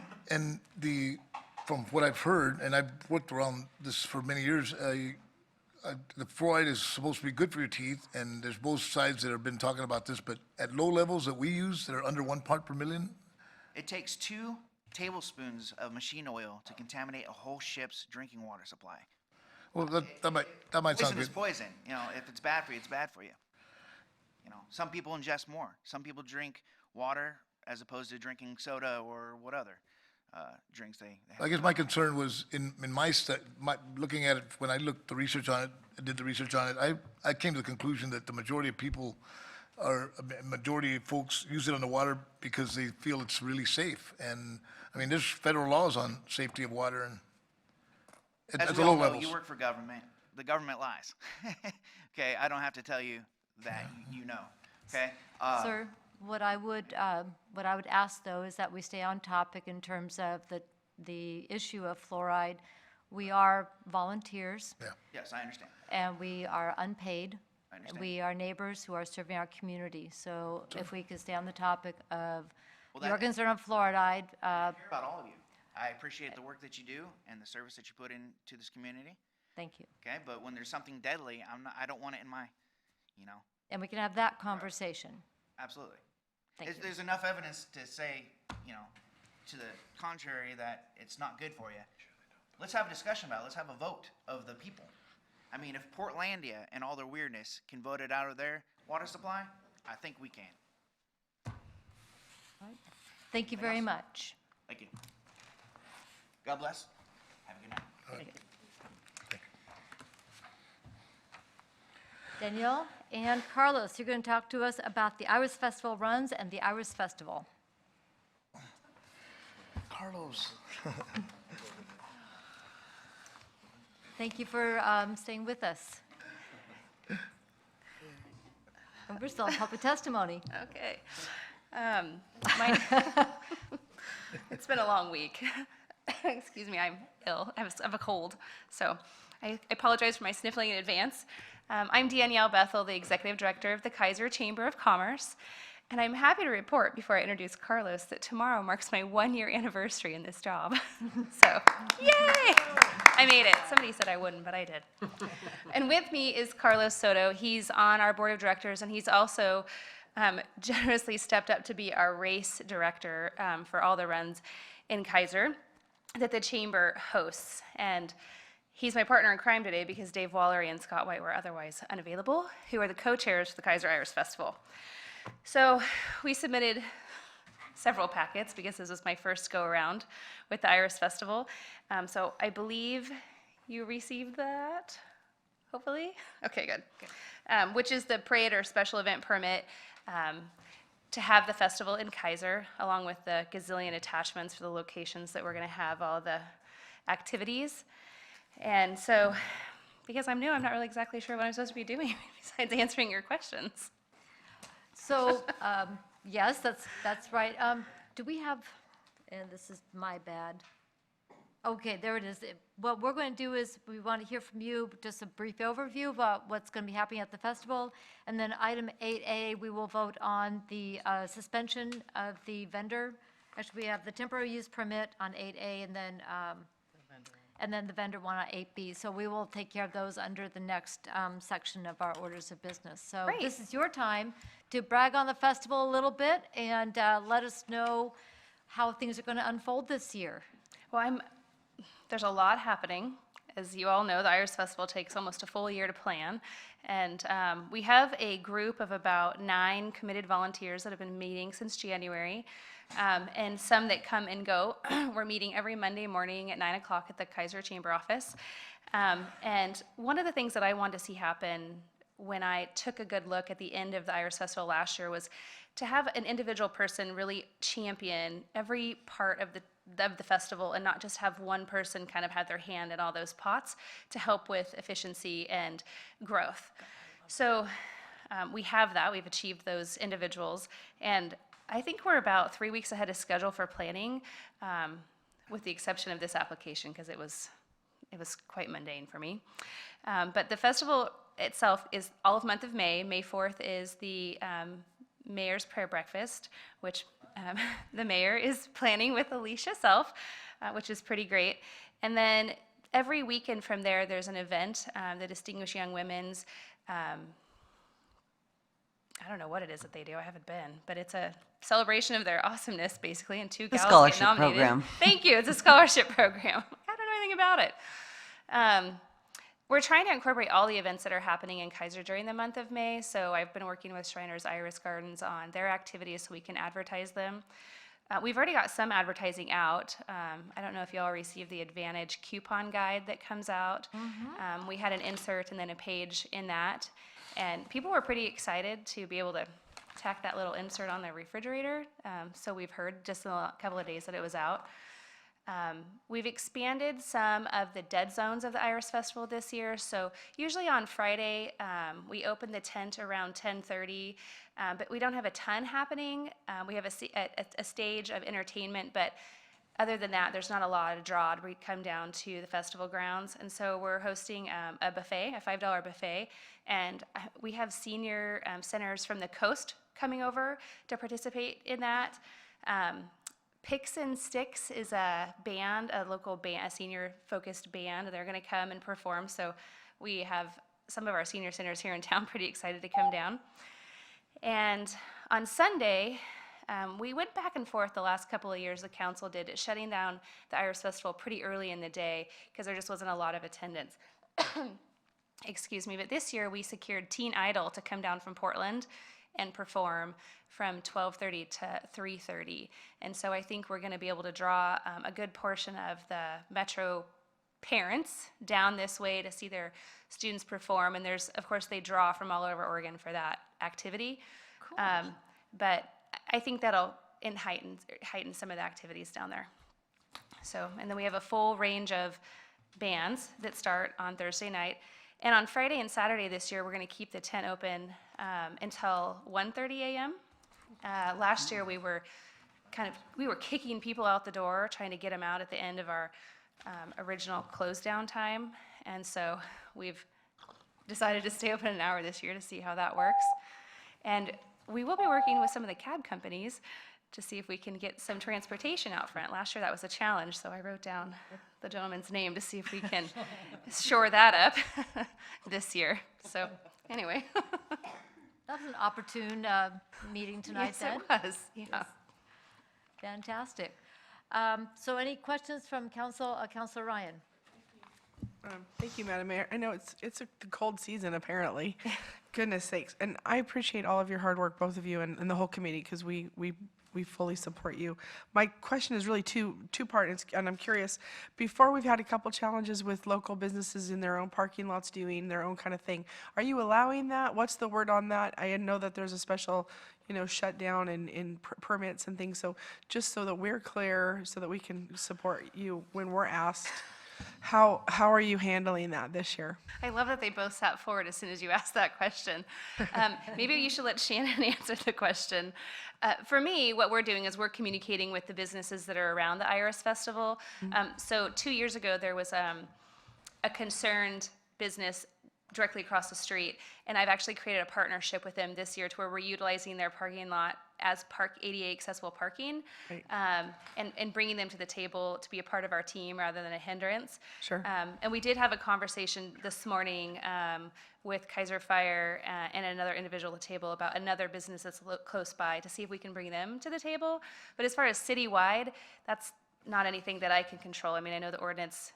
So if, for example, on the parade route, a business wants to do a little hot dog thing in their, or I don't know, a balloon or tying animals, I don't know, whatever they decide to do in their own business, you're in support of that, right? It's okay? Or do they need a special permit? Well, they have to follow the same rules as they would all along, is my understanding, Sure. as far as filling out the application. And that's not up to me. I mean, I wouldn't say we weren't in support of it, but at the end of the day, we want to draw the audience down to the businesses that are a part of the festival. Right. And so it would be my goal to bring those folks closer to us so we can help them increase their sales. Right. Last year, there was at least one vendor that I know of that came in prior to the Iris Festival and stayed through. And, although I know that she did okay, I don't think she did as well as she was Right. hoping to. And Right. she's not a part of the festival this year, but, Okay. I don't want to say we're opposed to it, but again, we Sure. can't help them organize that. Sometimes people ask us, and that's a general question for like along the parade route and stuff. So I just wondered what the response was. And then, Can we have Nate maybe add a couple of details here before we go to the second part of your absolutely, question? Thank you. absolutely. So the Iris Festival doesn't change anything for established businesses. They still have the same rights to conduct all the activities they do. So if they want to come and get a special event permit, or not a special event, a temporary use permit for a stand in their parking lot, they have to go through that review process. The important thing is they've actually got to acquire that individual temporary use permit, as opposed to working with the chamber, and that would then be covered under the umbrella of their activity. But it's not a free-for-all out there. People can't just do whatever they want to do. They've got a process they've got to go through. And assuming, depending what you do tonight, but assuming that the special event permit that the chamber is applying for is approved, that locks in exactly what their activity covers. Anything outside of that then has to go through the permit process. Understood. And as a quick follow-up, we do have a business here, Dr. Anderson, who's a dentist over off of Dearborn and River Road. They had contacted me early last week and asked the same question that you had asked me, and I had responded pretty much the same way Nate did, but probably not as articulated. And they decided to become a part of the festival and come down to our vendor area, so that way their foot traffic is much greater, and we can help them advertise through our advertising budget, which is a win-win for them. Perfect. So, Well, and it just allows, really the question was just so that I can, when people ask, we have consistent message, so. I'd love to have them come to us. Yeah, perfect. And then my second question was, after reading through your packet, it looked like there might have been a change in the end of the parade, and I know that always comes up. So is the end of the parade at, is it Pryor or is it at Plymouth? So the end of the parade has consistently been the last 2 years at Glenbrook. So disbandment starts just south of Glenbrook. And I wish Officer Winning was here to kind of explain why, but it has to do with, we can't have our parade floats disbanding down into the city of Salem, and Right. that gives us that window, that bubble, to kind of push them off to the side streets. Does it look like they addressed that, and then he said to extend it? Is that not correct? I'm So, sorry, I don't Yeah, understand. let me be specific here. Are you talking about the disassembly location on the front page, Glenbrook to No, Plymouth Drive? In the email from Trevor Winning. I wasn't on that chain until the very end. Oh, okay. So basically, it's he has a bullet, and I'm happy to share it with you. But it says permit under proposed route, delete Glenbrook, and he crossed off Glenbrook, and said add Plymouth Drive Northeast. So, right, so the parade technically goes all the way to Plymouth, Okay. but we disband at Glenbrook. So- And so we did make that modification, and he signed off on it. Perfect. So you'll have signage because people put their chairs too far down, and then they get angry at us. Yes, they do. So, yeah. So Yeah, so we, last year. Proactive. We addressed that last year with large flashing signs that Highway Specialties provides to us, and we'll have those in place the same this year. And then on our marketing, we did increase that you really need to get seats before Glenbrook in order to enjoy that. And Whole thing. we worked with City Manager Epley and his crew that like to hang out at one of the awesome restaurants down there to move them north a little so they can enjoy the parade too. And Teresa is helping us communicate that to her customers as well. Good. Perfect. Beautiful. Because I know that's something we've talked about consistently. So, and I was a little confused by the email. So, thank Join the you. club. Very good. Carlos, do you want to talk to us a little bit about the runs and some of the events coming up this year? Sure. The runs this year have changed just a little bit. Where we're really wanting to cater to our serious runners on Sunday with the full marathon, which is a U.S. track and field certified. So all 3 courses on Sunday are U.S. track and field certified. For the marathon, the marathon runners were spent a little bit more money to get them their own unique medals and their own unique shirts. And then with the half marathon, they also have their own unique medals as well too. And with the 10K, they have their own unique medals. But they'll have all the same shirts as the 3 and 5K. Our 3 and 5K runners are our base runners. So we're always going to have our base runners and our base numbers. But like I said, this year we really wanted to cater to our serious runners on the Sunday runs. Something that we want to change up again this year is our registration. I really want to streamline the registration for packet pickup on Friday, and then all 3 days for when people come to, so that there's not going to be a lot of lines and people waiting. So we just really trying to, like I said, streamline the registration because that's been something that we needed to address in the past. So yeah, we're looking forward to it. A lot of advertising for our runs too. Our advertising hit Eugene, Portland, Seattle. Salem. Yeah. Seattle. Yeah, Seattle. Do you want to talk about the runners coming from out of state? Oh, yes, I've been getting emails. Thank you for reminding me that. Getting emails from people from Georgia, from all over the states, because they are doing half marathons every month. And so I got this group of ladies that are going to be in Saturday. They're going to be running the half marathon in Idaho, driving right down here and doing the half marathon here the very next day. Really?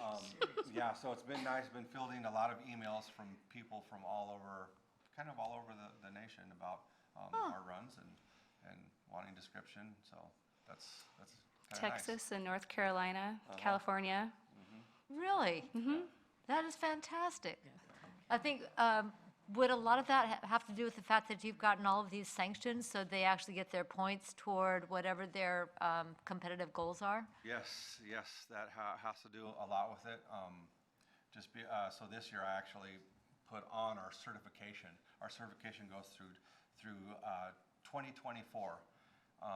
So they are, the marathon is, well, all of them, their Boston qualifier time are set. So it makes it nice to where we have them set up, all exact locations for all the serious runners. And they'll find out how fabulous Keizer is, and they'll come back every year. Maybe they'll come back for the eclipse if they can get a place to stay. Yes. Indeed, they got to stake it out now. Councilor Anderson. Thanks, Madam Mayor. So great job pulling that all together, both of you guys. Carlos, you just said something that, so the Keizer Marathon would be a qualifier for Boston? Because it is certified by, Wow. it's certified. So, That's huge. It's huge, and we're the only ones here in this Yeah. valley that puts on the marathon. I mean, Eugene puts on one, Portland puts on a half marathon, but yeah, right here in Keizer. Well, they do the Portland Marathon, don't they? But Was it, oh, was it? I thought it yeah, was- they do the full Portland Marathon, I think. But the fact that we're a third qualifying city is with the marathon that's enormous to get something like that. So that's why you're getting the folks from Texas and whatnot being able to come to the area. I'm sure it's a lot of it also has to do with the wonderful environment that we have here, but and the great people here in Keizer. But of course, yeah. So no, well done, good job. So this reminded me of something we did a few weeks ago, and that had to do with the Healthy Living Actives Heal Cities. Healthy Eating, Active Living. Thank you. Okay.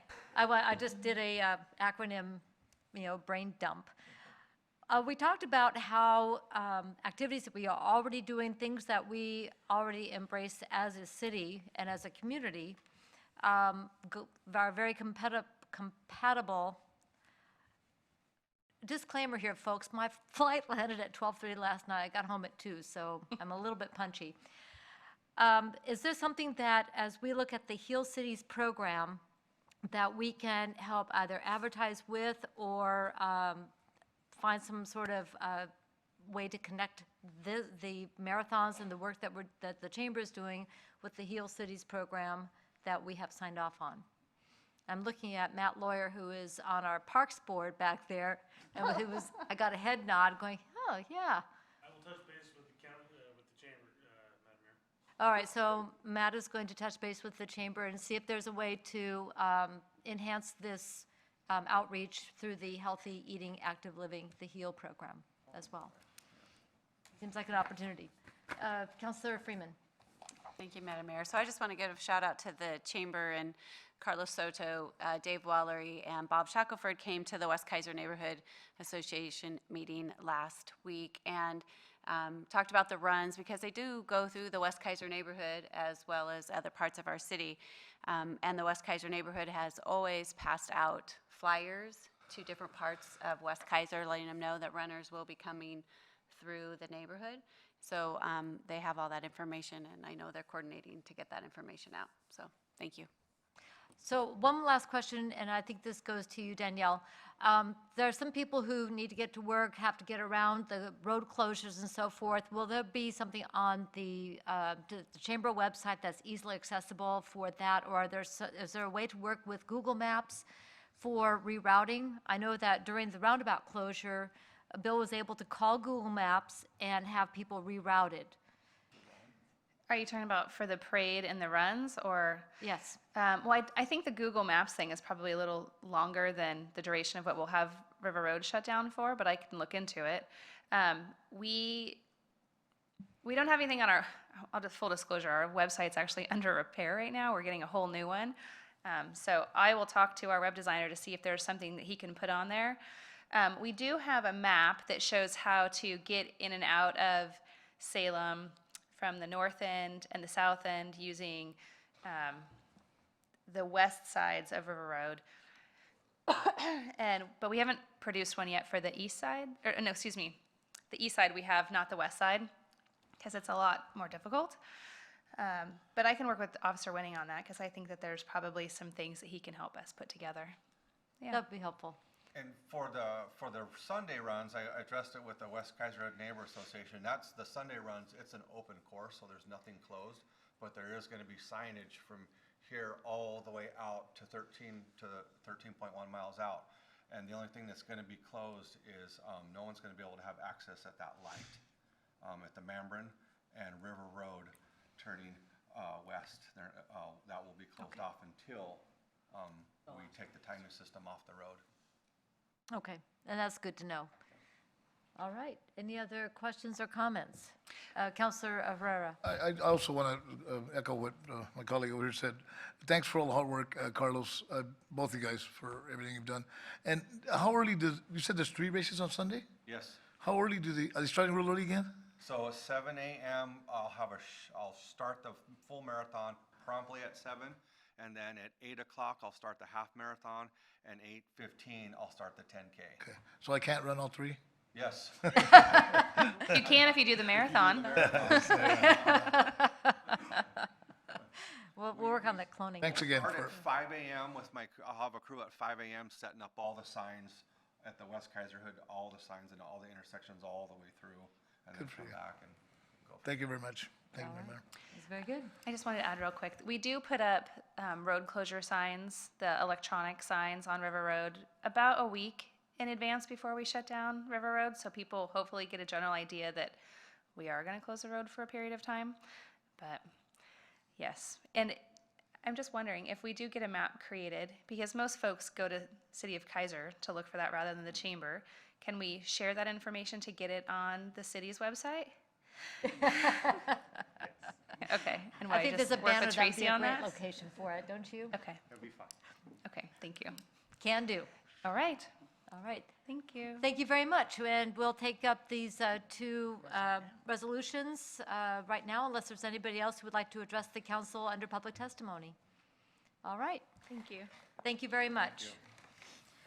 So let's go ahead and move into administrative action, and it is 9 o'clock. The last time I said let's push through, we went till past 10. Can we take a 5-minute break, and then we'll hit the rest of the agenda, take the last half hour. So what I'd like to do is take a recess for about 5 minutes, and we will reconvene.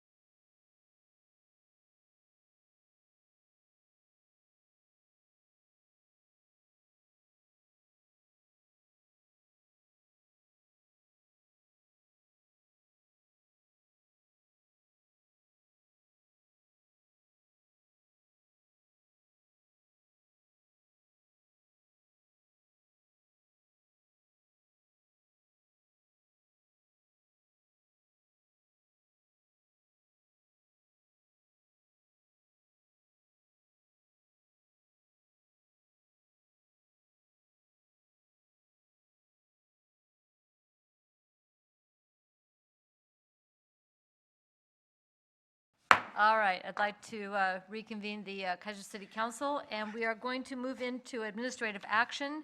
Item 8A is a resolution authorizing temporary use and signs subject to conditions for the Iris Festival 2017. City Manager. Thank you, Madam Mayor, and I'd actually prefer if we took this item up later in the meeting so that Danielle Bethel can sit there all night long, We are enjoying her company. just because it's fun to watch. However, understanding that's not likely to happen, Councilor Johnson. Thank you, Chris, Madam Mayor and Council. This matter is before the council at the application of the Chamber for the annual Iris Festival Parade, and I won't go through the entire staff report, but the Section 2.203 of the Keizer Development Code allows for temporary uses by resolution, the council can authorize additional temporary uses for a specific event or festival. So this is very similar to what we do every year. The resolution with all the attachments talks about the requirements and locations of signage and that type of thing. And so unless there's further questions, I'll turn it over to council. Thank you very much. Any questions for staff on the report or the resolution? Seeing none, Council President Parsons. Thank you, Madam Mayor. I move that the Keizer City Council adopt Resolution R 2017 authorizing the temporary use and signs subject to conditions for the Iris Festival of 2017. Second. It's been moved and seconded that the Keizer City Council adopt Resolution R 2017 authorizing the temporary use and signs subject to conditions for Iris Festival 2017. Any discussion? Seeing none, all in favor signify by saying aye. Aye. Opposed, same sign. Motion passes unanimously. That takes us then to item 8B, a resolution authorizing a temporary suspension of the ordinance prohibiting street vendors. City Manager. Thank you, Madam Mayor. City Attorney Johnson. Thank you, Chris, Madam Mayor and Council. Again, in connection with the Iris Festival, Ordinance 90-193 prohibits street vending. It does allow for suspension of those regulations during the festival. Each year, we bring a resolution to council. We have fine-tuned this over the years. It's limited to 8 a.m. to noon on the day of the parade, and specifically requires that nobody block pedestrian or vehicular parade traffic. And so with that, I'd be happy to answer any questions. Thank you very much. Are there any questions for staff? I just had one clarifying question. It came up earlier in discussion, so that this has to do with the parade route and has to do with street vending. Businesses that are conducting business on their private property, if they wish to do so, that is within their purview under their normal operations. Subject to Nate's remarks earlier, of course, if somebody wants to take up part of their parking lot to have an extracurricular event, they would need to get a temporary use permit to do so. That is not this. This street vending is the right-of-way area, the sidewalk and street area. Okay. Because Councilor Ryan's right. We've gotten these questions over the years, and sometimes there have been misunderstandings. Right. All right, great. Thank you very much. Excuse me, any other questions? Seeing none, Council President Parsons. Thank you, Madam Mayor. I move that the Keizer City Council adopt a Resolution R 2017 authorizing a temporary suspension of the ordinance prohibiting street vendors. Second. It's been moved and seconded that the Keizer City Council adopt Resolution R 2017 authorizing a temporary suspension of the ordinance prohibiting street vendors. Discussion? All in favor signify by saying aye. Aye. Opposed, same sign. Motion passes unanimously. Danielle, you are free to go. All right, thank you very much. That takes us to item 8C, Municipal Judge Report. Councilor check-in. City Manager. City Attorney. Thank you, Chris, Madam Mayor, and Council. Each year, under the updated municipal judge evaluation process, the mayor announces to councilors to attend arraignments and hearings. And last year, the mayor appointed Councilor Parsons and Councilor Anderson to be those councilors. And so it's appropriate for Councilor Parsons and Anderson to give their verbal report this evening on the evaluation, and that would conclude the process under the way we've done it in the last few years. It's only if the council deems it necessary that a formal evaluation is held. So with that, I'd be happy to answer any questions. All right, thank you very much. Any questions for the city attorney? So this time, who'd like to go first? I will, I guess. All right. Yep, okay. All right, so I attended both a hearing and an arraignment time. I have to say that he's like an awesome guy. He wears a yellow bow tie. I mean, I like that, really. It stands out. You can see him. I know, but you can see him like from there. He's not intimidating at all with his bow tie. So he really wasn't, although they were all scared when they stood up there and were shaking, he really calmed them down, I thought, quite quickly. And he's very fair. He gives them really the benefit of the doubt. He can be sympathetic yet firm, you know, and by the law, but yet he has a little bit of reins and he uses it. But I think he's a wonderful fit for Keizer. He did a wonderful job on both. All right. Yep. Thank you very much. Councilor Anderson? I'd second a lot, thank you. I'd second a lot of what Councilor Parsons mentioned. I mean, the session I went to, they had, 11 persons that came before him. He starts on time, or close to it. I mean, within about 45 minutes or so, we were done with that. But he went through it, as Councilor Parsons mentioned. The way that Judge Myers opens up things, he really is, to me, is really clear. These are not like high-level offenders or anything like that. These are, generally traffic infractions or some, extremely minor items. But nonetheless, really laying things out at the outset of the court session, I thought was really important and very helpful to anybody in the audience. And he kind of reiterated that a couple of times. It was a very clear, formal statement. When one goes into any sort of a legal proceeding of that nature, you're not a lawyer. You don't know what the heck is going on. But to have somebody like Carl Myers just there to be able to explain, what you're there to do, you can plead this guilty, not guilty, no contest, and what all is involved with all of that, and just a clear statement on the rights and the establishment of guilt and what it all means. Payment options. I mean, one of the persons that came before him needed an interpreter because they don't speak English. And so just really helping that person, putting the people at ease, I thought was really good. There was one lady who was there, and God bless her, she was just, I think she was more ashamed than anything else, and so she had a real difficult time even talking. He really put her at ease. I was extremely impressed with that. Just helping her calm down. It's just like, we're not here to judge you. This happened. Just explain stick to the issues and just talk through things. He took care to ask if someone has resolved a problem, or each person, if they had resolved the problem and not to repeat it. I thought it was extremely fatherly in that regard.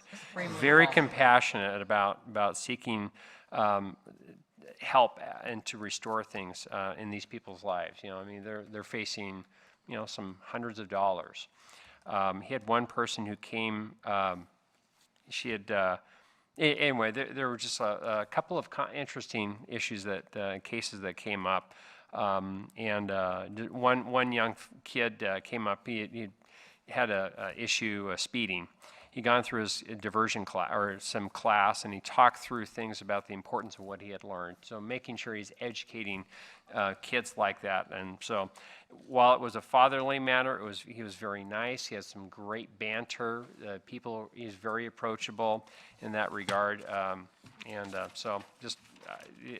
I wish I could. The other thing he invited me to go to, and I'm sorry, I do not remember the name of it, but there's another type of proceeding, and I think it may. The peer court? No, truancy. It was Truancy? I actually went the morning that he was doing truancy court. Yeah. And I have to tell you, it was, he made those kids own up, but he did it in such a way as not to like overpower them, but they would stand there and own up, and then he'd say, well, why do you think you missed that much school? And they'd say, well, I was sick. So you're sick all the time? Well, no. Well, and so he was very good, but he got it out of him, and then the parents, he made the parents accountable. Like, why did that, so I thought that was the truancy, that was very good. Yeah. Yeah. And that's the one thing I would like to go to. But just, I don't want to take too much longer, but one of the things that was impressed on me, folks like this, there are limits in maximums and minimums that you can impose in terms of fines. I think it's real easy for some folks to just think, golly, let's just throw the book at these people. Well, if you step back and you consider that these are people's lives and they screwed up. And so kind of helping them along, they still got to pay the penalty, pay the piper. But he really worked through things really well. And I just thought that really helped me understand things, just the nature of it being fair. Right, and I with wasn't people. quite so nervous being in court then either. Yeah. So. All right. I would like to take a moment to talk a little bit about truancy court, because this was something that was new about a year or so ago. I'm looking at the chief. Has it been 3 years already? Is this still a pilot program, or is this something that is district-wide? You say it is district-wide, Counselor? That was my question. I believe, I was under the impression, Lieutenant Copeland was here, and he was telling me that the counselors that come go to other places now with the kids. They go to all of them or something. he Oh, was yeah, saying, I don't so. know. I assumed that it was, again, something still be a pilot program when it was 3 years old, but I had assumed it hadn't been translated out to the rest of Yeah, the from what Salem I was school led to district. believe that it was out further than Keizer. Okay, very good. But it started here because it was an opportunity for our chief, our officers, our school resource officers, and to engage with families that need that extra push to help these kids understand that going to school is their job and they need to show up. But also addressing the issues, what's underlying, and being problem solvers. And so I'm very proud that we were able to be the place that it started. Oh, yeah, it's great. Good for So, Keizer. have we seen then a reduction in truancy based on having this program in place for 3 years? What's your assessment? I don't track the numbers. Sergeant Winning would be able to answer that question. But at the same time, the numbers may not tell the full story because we're more attentive to it now.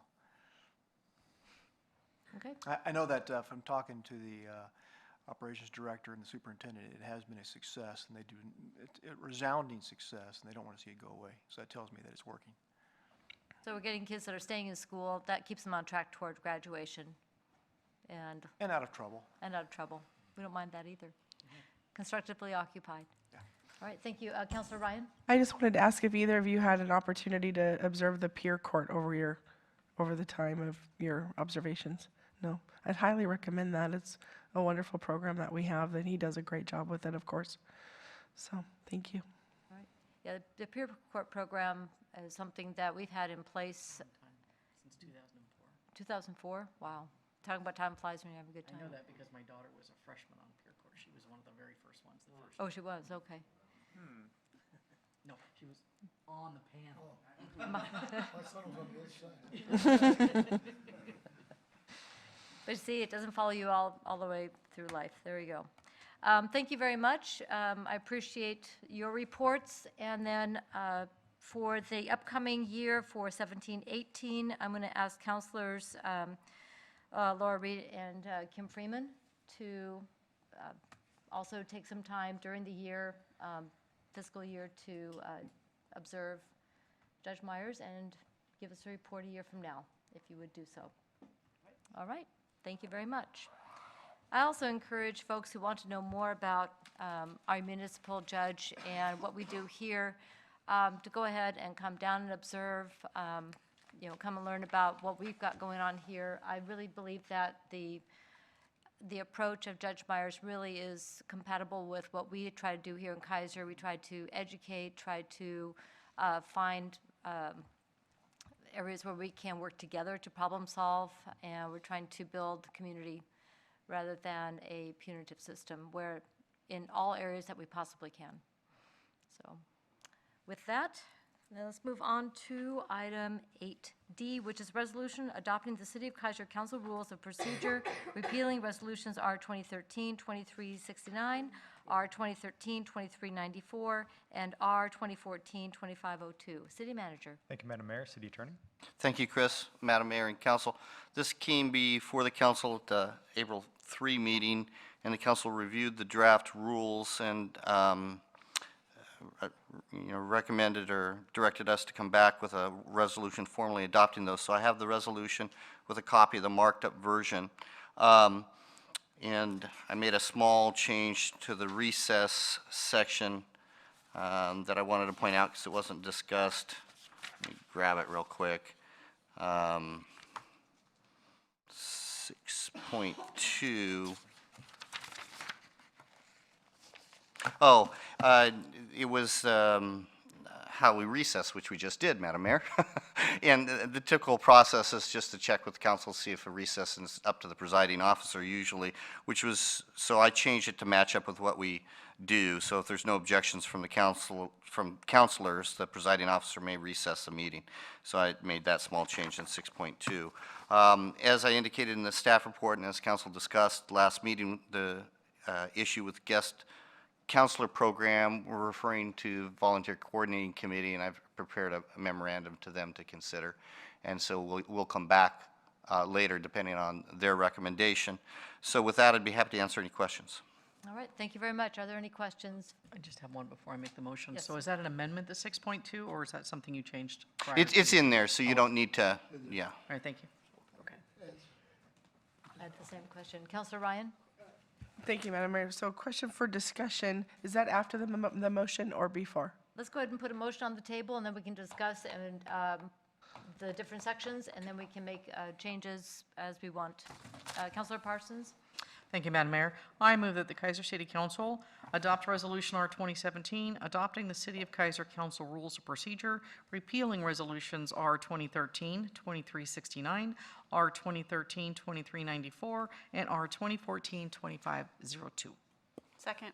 It's been moved and seconded that the Keizer City Council adopt the council rules of procedure, repealing resolutions R 2013-2369, R 2013-2394, and R 2014-2502. Discussion, Councilor Ryan. Thank you, Madam Mayor. I'm trying to get my sections straight here.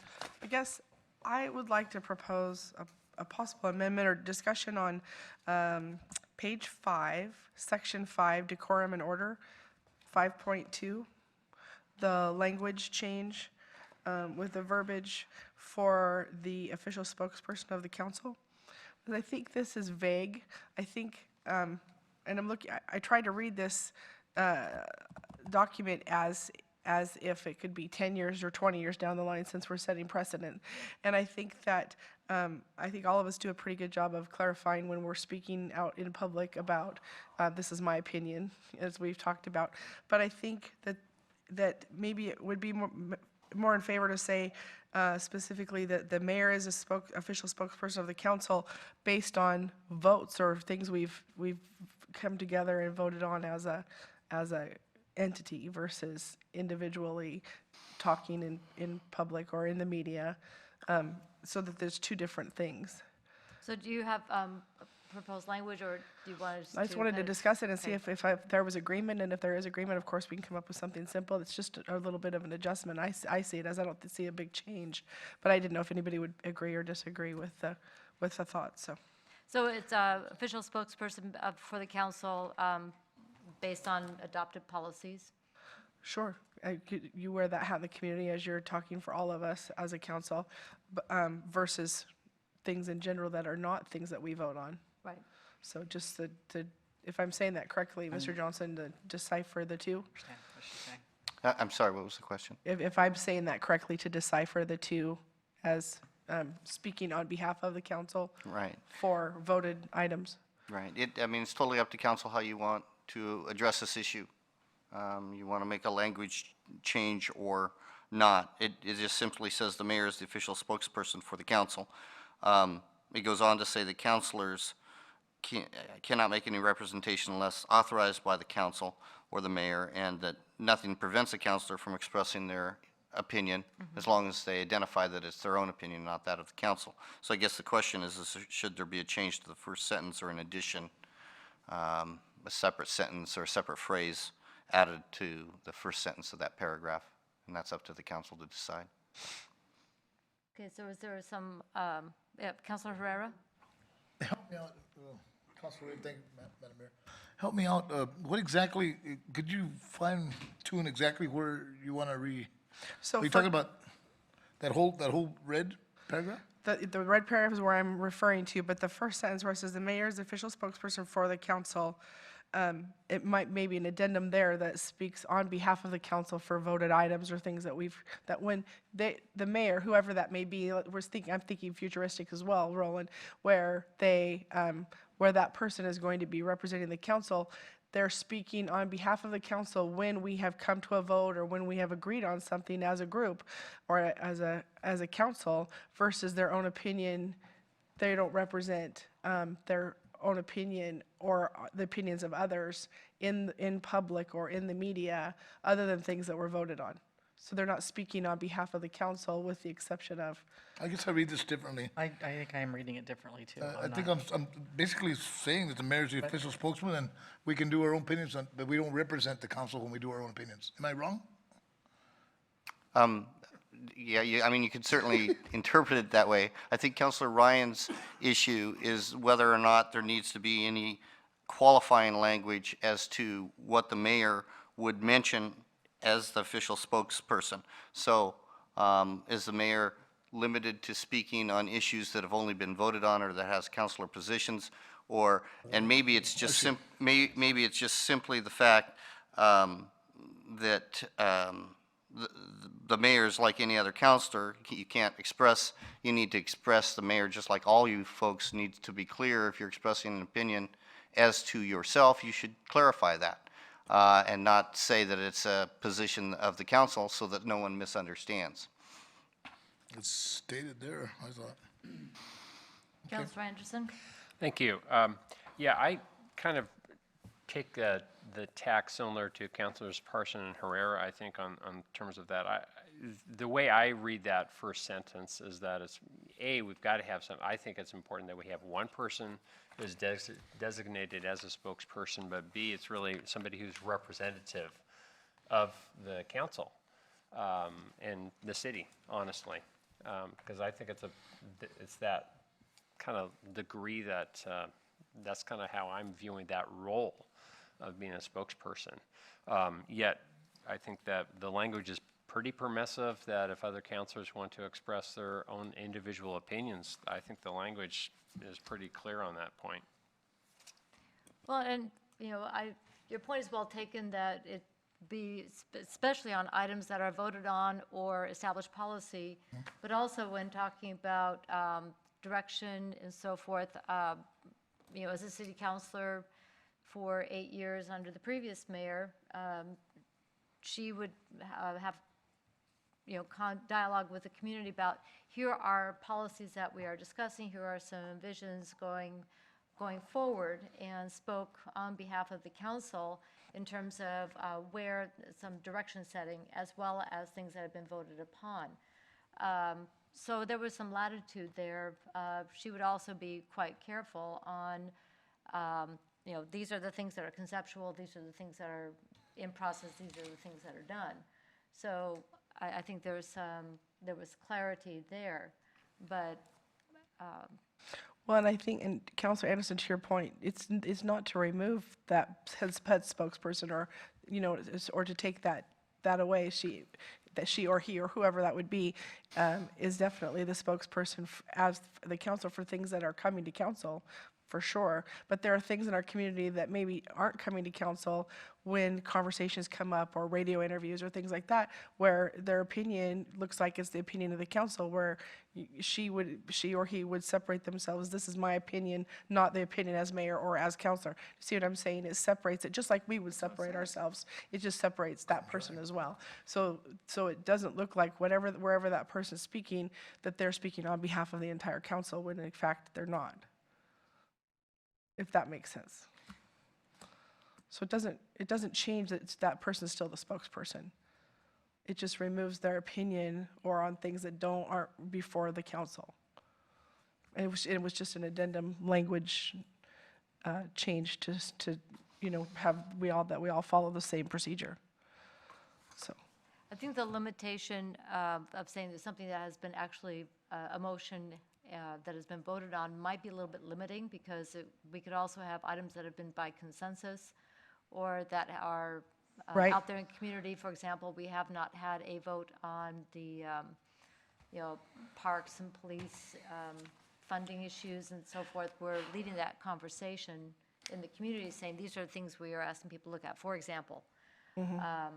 So in terms of being a spokesperson on this is the direction that the council has been moving, or this is what the council has asked the Parks Board to do and so forth, that is something that was not voted on, but is representative of the consensus. Right. No, and I totally agree with that. I definitely don't disagree with that. It's things, for example, you could take transit, for example. You could take sanctuary cities, for example. There's a lot of conversations happening that could happen outside of a council that we're not going to maybe vote on.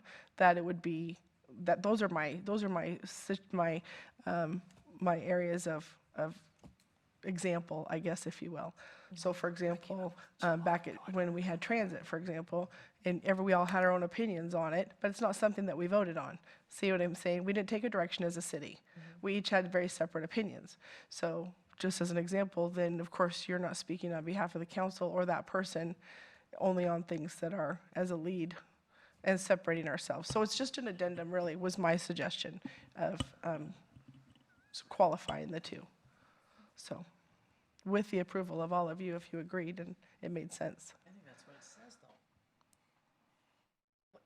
To me, what you just said is what I am thinking that it says. I'm interpreting as she's the spokesperson for the council, and we're allowed to have our own opinions and stuff, but we're not representing the council when we do have our own opinions. I mean, that's, to me, is what. Right, and it would be the same for herself, but she's not pre-qualified, or she's not removed from that. Or that person, I should say. It's not Kathy, it's that person. Think 10 years down the line. Does that make sense, Marlene? You're saying that are you saying that, like, there's nothing shall prevent a counselor, you're not talking about the mayor, from expressing their own individual thoughts and opinions? So you're saying that we can express our own thoughts and opinions, but she can't? No, she can. She just needs to say it's her own personal thought and opinion. She's not representing the council. Do that. Sure. And I think I'm reading absolutely. that, though. I'm reading it's everybody. But if though. we don't write it in, just because you do that doesn't mean in 5 years someone else would. I mean, I'm just saying it's protecting a precedence, that's all. So you're saying, however, nothing shall prevent mayor/city councilor from expressing their own individual thoughts? Is that what you're saying? Just insert that? Right, but that they speak on the behalf of the council for things that come to council that we vote on, that whether it be a concession or not, or how many votes. See what I'm saying? I do. Okay. And it may not be worth separating, I see. Yeah. Councilor Freeman? Well, I think Council President Parsons addressed my issue. Oh, now my screen just changed, but where it says counselor, however, nothing shall prevent a counselor, maybe we put mayor/counselor from expressing their own individual thoughts on opinions when specifically identified as not a representation. Right. I think where Councilor Ryan's going is the mayor, the first statement of that read is the mayor is the official spokesman for the council, where she wants to add in only on voted matters, which the mayor said that could potentially limit. That's because we correct, don't vote on everything. That's where Councilor Ryan's going. Okay.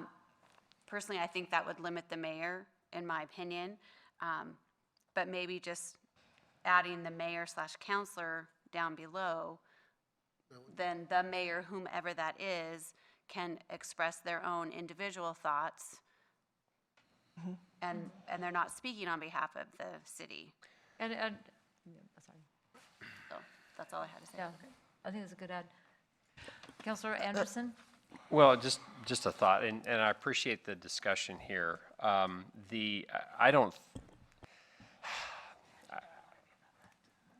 don't think that the mayor would be speaking on anything other than representing the council on anything that on anything beyond any action that we've taken.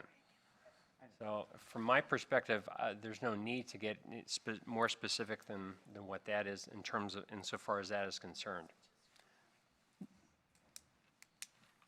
There are circumstances in which I do address goals, objectives, vision that are not necessarily specific action that we have taken. However, thinking about the state of the city, I'm talking about, where our general direction is going, what that is going to look like specifically in the future. I don't have a crystal ball. But in those sorts of situations, it is part of this job to take that pulse and be able to project that and communicate it out into the community. And then we debate the specific actions and we also be able to speak to that in the community. If it was only the official spokesperson for things upon which we've already taken action, that would be very limiting. I would agree with Councilor Freeman. I like the ad on line 3, prevent the mayor/councilor from expressing their own individual opinions, and I think it's incumbent upon all of us to do that, and I like that ad. I would support that ad. That is important to be very responsible when expressing our thoughts, our views on issues that we are addressing, to make sure we're very clear when we are speaking on behalf of, as a city councilor, as a member of the council, and in our own opinions, recognizing that this is a 24/7 job. And while we think we're being clear, I might say, this is just my opinion, but people are still going to take it differently because of the job I have chosen to take here. And I think we all recognize that our words have additional weight, even if we do put a caveat in front of it. That's just part of the gig. I would support that addendum. I appreciate that. Okay. So in line 3 of that, the sentence that says, however, nothing shall prevent a... Madam Mayor, I would just say, add the mayor or, right or before A. counselor. Okay. The mayor or a counselor from expressing their own individual thoughts. Okay. So that is a friendly amendment. Accepted? Yes. Accepted? That is now amended. Okay. It will be voted on as amended, so now we have to add that. Okay. Any other discussion? All right, seeing none. All in favor signify by saying aye. Aye. Aye. Opposed, same sign. Motion passes unanimously. Okay, turn the page. This takes us to the consent calendar. Council President Parsons. Thank you, Madam Mayor. I move, there's 5 items on the consent calendar. A resolution authorizing the city manager to award and enter into an agreement with Cascade Drilling LP for monitoring the well installation project. B is the approval of the March 13th City Council work session, approval of the March 20th City Council work session, approval of the March 20th City Council regular session, and approval of the April 3rd City Council regular session. Are there any polls? Council President Parsons? Thank you, Madam Mayor. I move approval of items A through E on the consent calendar. Second? The consent calendar has been moved and seconded. All in favor signify by saying aye. Aye. Opposed, same sign. Motion passes unanimously. Council liaison reports. Who did I pick on last time? I think I picked on you. So, Councilor Ryan, I'll pick on you. Thank you, Madam Mayor. I'm ready for you to pick on me. All right. Okay, so busy week, a couple weeks for all of us. I attended the Marion County Commissioners breakfast this last week with Councilor Parsons, and that was educational as always. And then I also attended the ribbon cutting for our CASA, which is our court-appointed Special Advocate, thank you, which is now located fabulously here in Keizer. So we're welcome to CASA, and we're happy to have them. And the ribbon cutting for the chamber and the new business was excellent. And I had a Keizer United board meeting, and that was good. We're, of course, as I mentioned, looking for board members, but I want to remind everyone that that supports our peer court program for the kids, and we're looking, we're not only looking for strong support on that, but so we can do some fundraisers for the kids. But we found that there's a need. We have that I wanted to put out. I put on Facebook, and I also wanted to put out. We have several kids in our program that need bus passes, and they rely on that transportation. And some of them come from Lancaster, and that are going to school here, and they're in. Part of our homeless population as well with our students in our at our McNary. And so there's a wide variety. It might just be a bus pass for a day for $1.50, and it might be a month that they need. So we're asking for donations for our peer court for bus passes. For those of you who could maybe donate just a little bit, feel free to drop that off here. It's tax deductible, and it would go to carry at the peer court. And then, so I want to get a shout out to that need for our kids, our Keizer kids. And then also on the 20th, coming up on the 20th, we have a school board candidate forum at the City of Salem Conference Center. I'm saying that wrong, but the conference center in Salem. And yeah, so I think that's important to know who our candidates are for our school board. As you can see, that's affected our community quite a bit.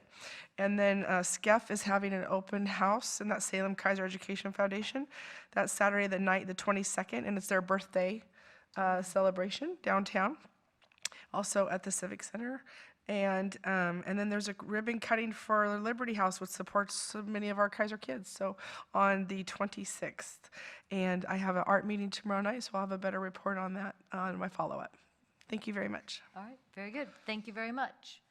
Councilor Freeman. Okay, I attended the Rotary Party, which was a fun time by all.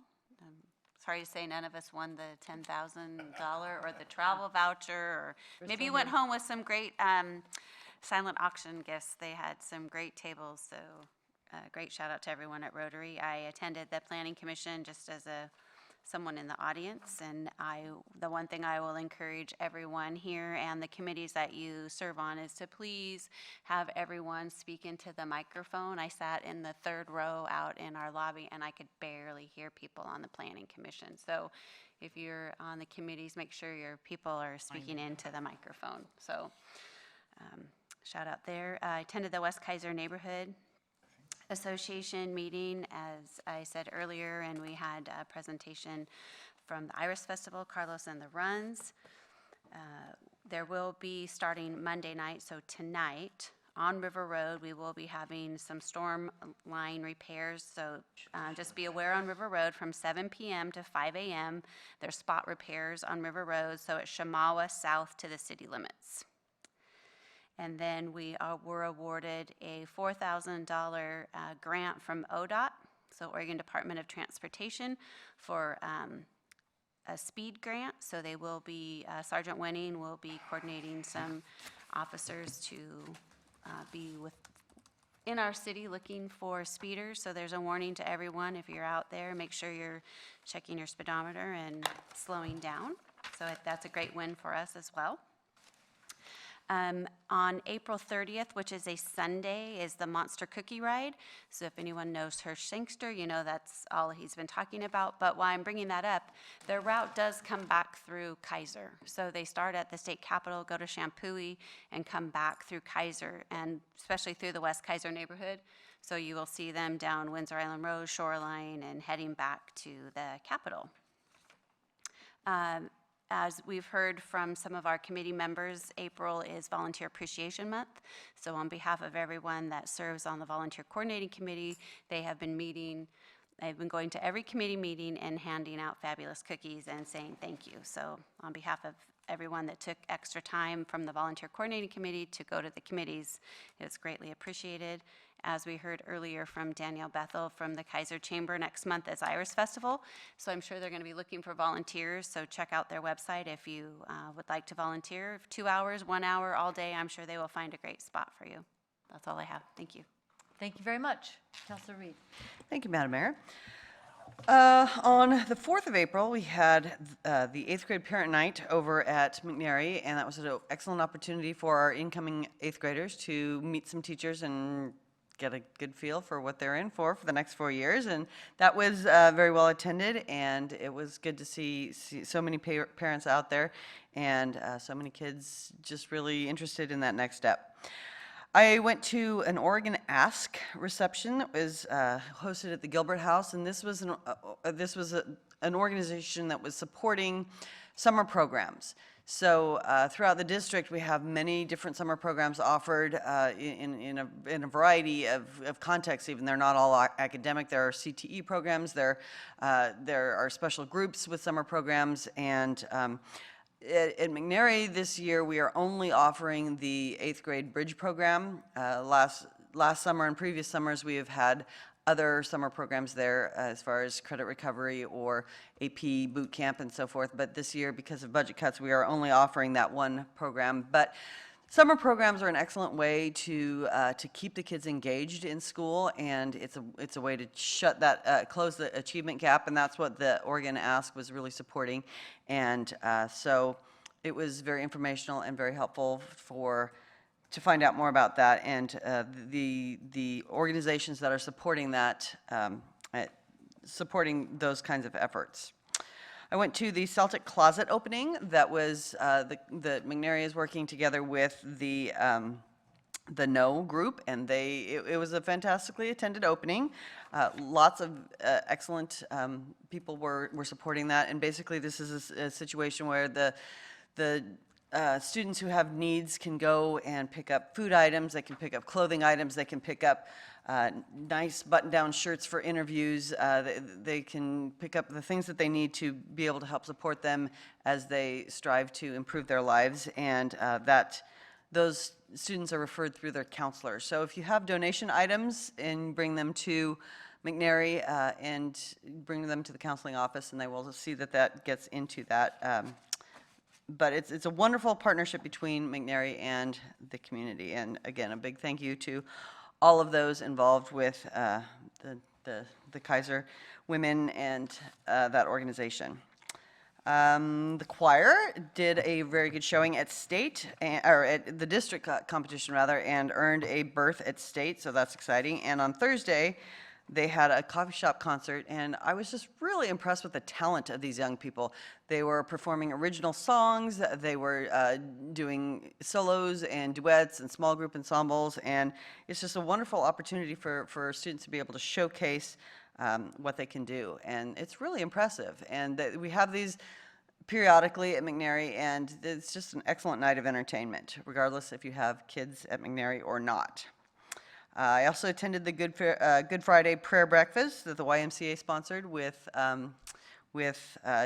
Chief Cowan, and that was very impressive. And lastly, the Southeastern Keizer Neighborhood Association will be meeting this Friday at 6:30, and we'd love to have all who can, who live in the Southeast Keizer neighborhood, come to that. It is at the Mennonite Church, and you can see the Keizer website for more information, and the Southeast Keizer Neighborhood Association also has a Facebook page that you can go to, information about that as well. So please come if you can. Thank you. All right, thank you very much. Council President Parsons. Thank you, Madam Mayor. I had also a busy couple weeks. So on the 5th, I attended the Safeway grand reopening. They contributed $1,000 to Keizer Little League. They're reaching out more into the community, and I think they want to be a bigger partner, probably in more ways than one. But it was very nice. The remodel is complete. It looks very nice, and so I spoke on the behalf of the mayor. Didn't know what to say, and Councilor Herrera also attended with me. Then we had the Long Range Planning Task Force, obviously with the budget. That was quite entertaining also. I went to the Marion County Commissioner breakfast, and one of the things that we really discussed was this thing happening in August, and the amount of people that's projected to come into the area, and are we ready, kind of thing. And then I also attended the Good Friday breakfast at the YMCA put on that with Councilor Reed and Anderson, and that was a very nice event. And then I had Parks Foundation meeting where we talked about nothing but the eclipse and how, getting volunteers and starting setting up all the task force things. And I have a meeting tomorrow with Lieutenant Copeland and the CERT, Linda Pantalone, to go over all that kind of stuff. So, and then I'm going to be making a video at 5 o'clock at Keizer Rapids Park to put out on YouTube and things like that about our event at that wonderful park. So. Coming up, I have the KFAB, which is the Keizer Festival Advisory Board, on Monday the 27th. And I think that, and then the Planning Commission, but you heard that one already. The whole discussion was Safeway. So that's all I have. Thank you. One question, and that would be on the reservations for the Eclipse event. Those are now open online for people? Open on live. Yes, it's live, open live. Okay, for camping sites, and I hear that every place that are in totality like Keizer are filling up rapidly, so. Rapidly, yes. People can, if you want to camp here in Keizer for the Eclipse, come on down, we're ready for you. And that's All right. www.keizereclipse.com. KeizeReclipse.com. Okay, good to know, okay. Councilor Herrera. Okay, on the 5th, I was also at the Safeway grand opening with Councilor Parsons. And the following day, I attended another reception for Danny Santos, where they established a scholarship for the former dean of law school at Willamette, and they established a really good scholarship in his name, and that was very entertaining. That was a great event. They had mariachis and rock and everything. It was great. And also a couple of ex-governors, and I got to sit by my good friend Kevin Mannix and had a nice discussion. And on the 10th, of course, our long-range planning. 11th, we had our parks with Mr. Lawyer over there, busy on his iPad there. And then on the 8th, we had our Rotary event was wonderful, and another rich guy got richer. That's kind of a local joke, but he's actually, John is a very good friend, and Mr. Zielinski, I was talking to him, and he goes, I never go to any events except this one. And then, sure enough, he won the 10 grand or whatever. And that was very good. And we also, I was invited to the opening of Keizer League, which was postponed because of the rain, and it didn't rain that much, but that was very nice. I missed the Good Friday thing because I had a broken hand, so that was why I didn't go to the Good Friday with Mr. Cowan.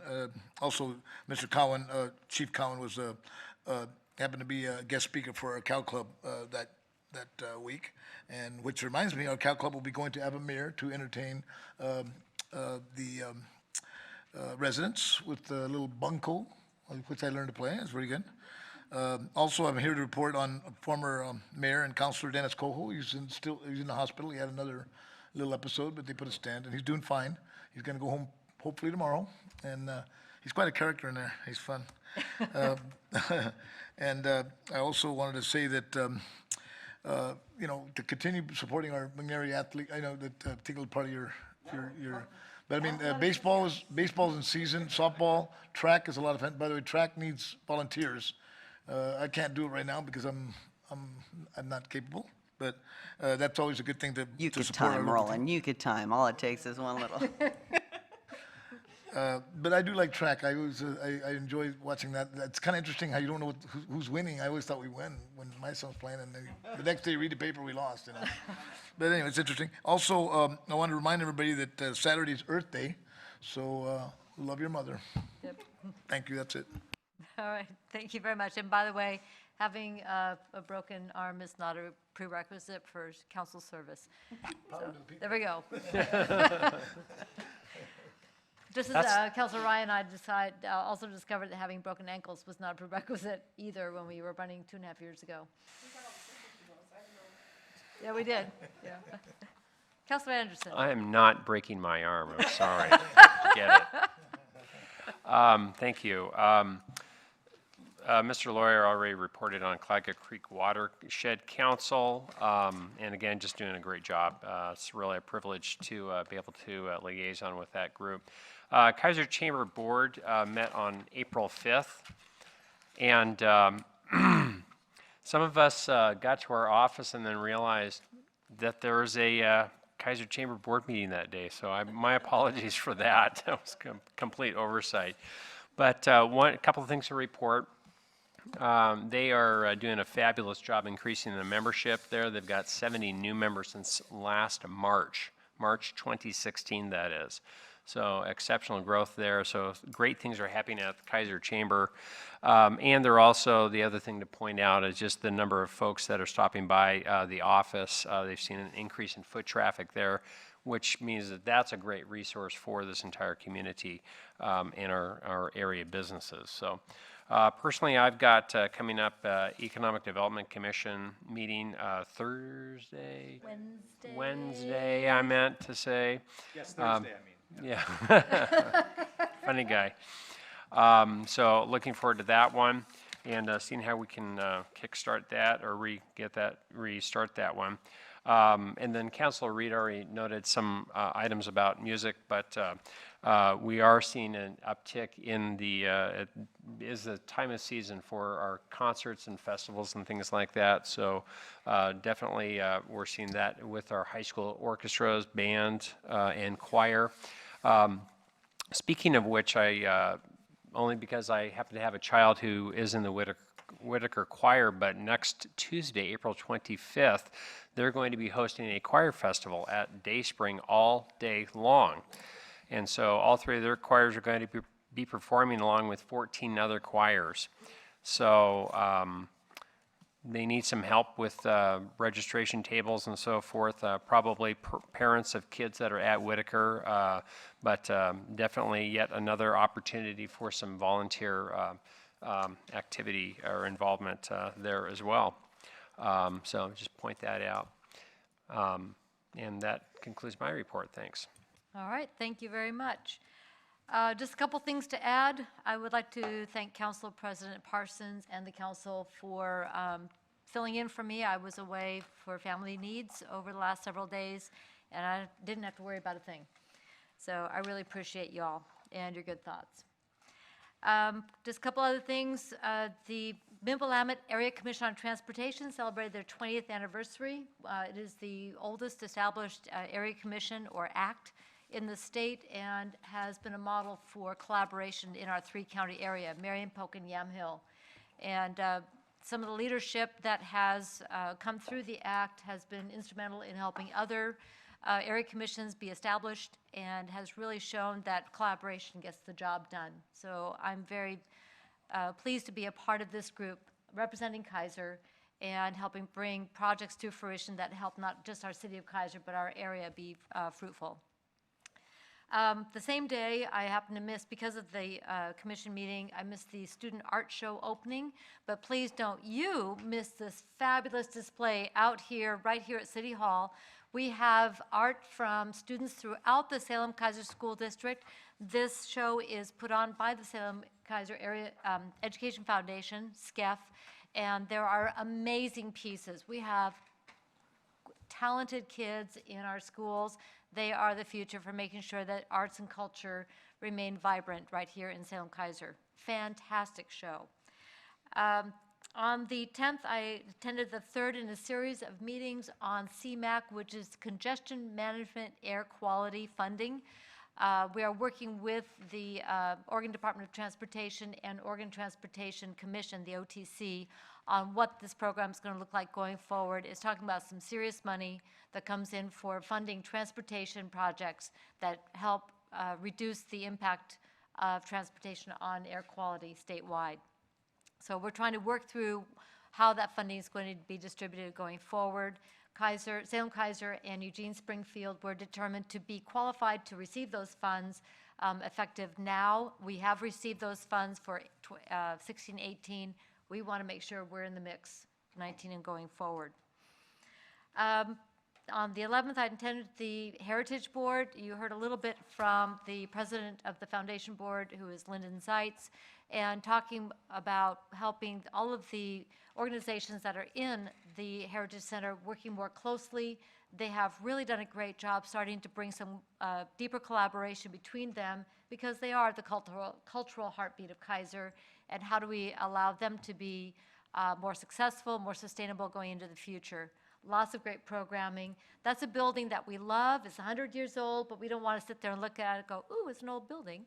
We want to be in there using it up for another 100 years. On the 12th was SEDCOR, the Strategic Economic Development Corporation, and they had a presentation from the Port of Portland. Some people might have noticed that Portland's a little crowded recently, well, with trucks going through, but they talked about not just about Terminal 6 and needing to bring a shipper in there to help facilitate shipping for our economic vitality, but also the other facilities that the Port of Portland oversees, including airports and other facilities as well. So it was very instructive, helped me understand better the breadth of work that the Port of Portland does for our economy statewide. On the 13th, I was supposed to attend the selection process for a meeting talking about the selection process for the next executive director for the Council of Governments, but I was away for family, so they've decided to move forward with interviewing folks, and that will happen on May. I've been doing that all day. The next month is May, not March. May 3rd. Yeah, there we go, Marzo de Mayo. Coming up will be the meeting with the Economic Development Commission discussion and Liberty House ribbon cutting. And that's about it for the next couple weeks. So that will take us then to our city manager. This is other business. This time is provided to allow the mayor, city council members, or staff an opportunity to bring new or old matters before the council that are not on tonight's agenda. City manager. Thank you, Madam Mayor. Tracy? Tim? Chief? Me either. Bill? I have a question for Mr. Lawyer, however. We were making such good progress. We were. We had this big kind of windstorm thing, a lot of trees down. Can you kind of give us an assessment where we are in cleanup and recommendations for people on this wood that might have fallen into their yards? As in, don't torch it. The trees that came down across the roadways, is it not working? No. I'm not hearing you very well.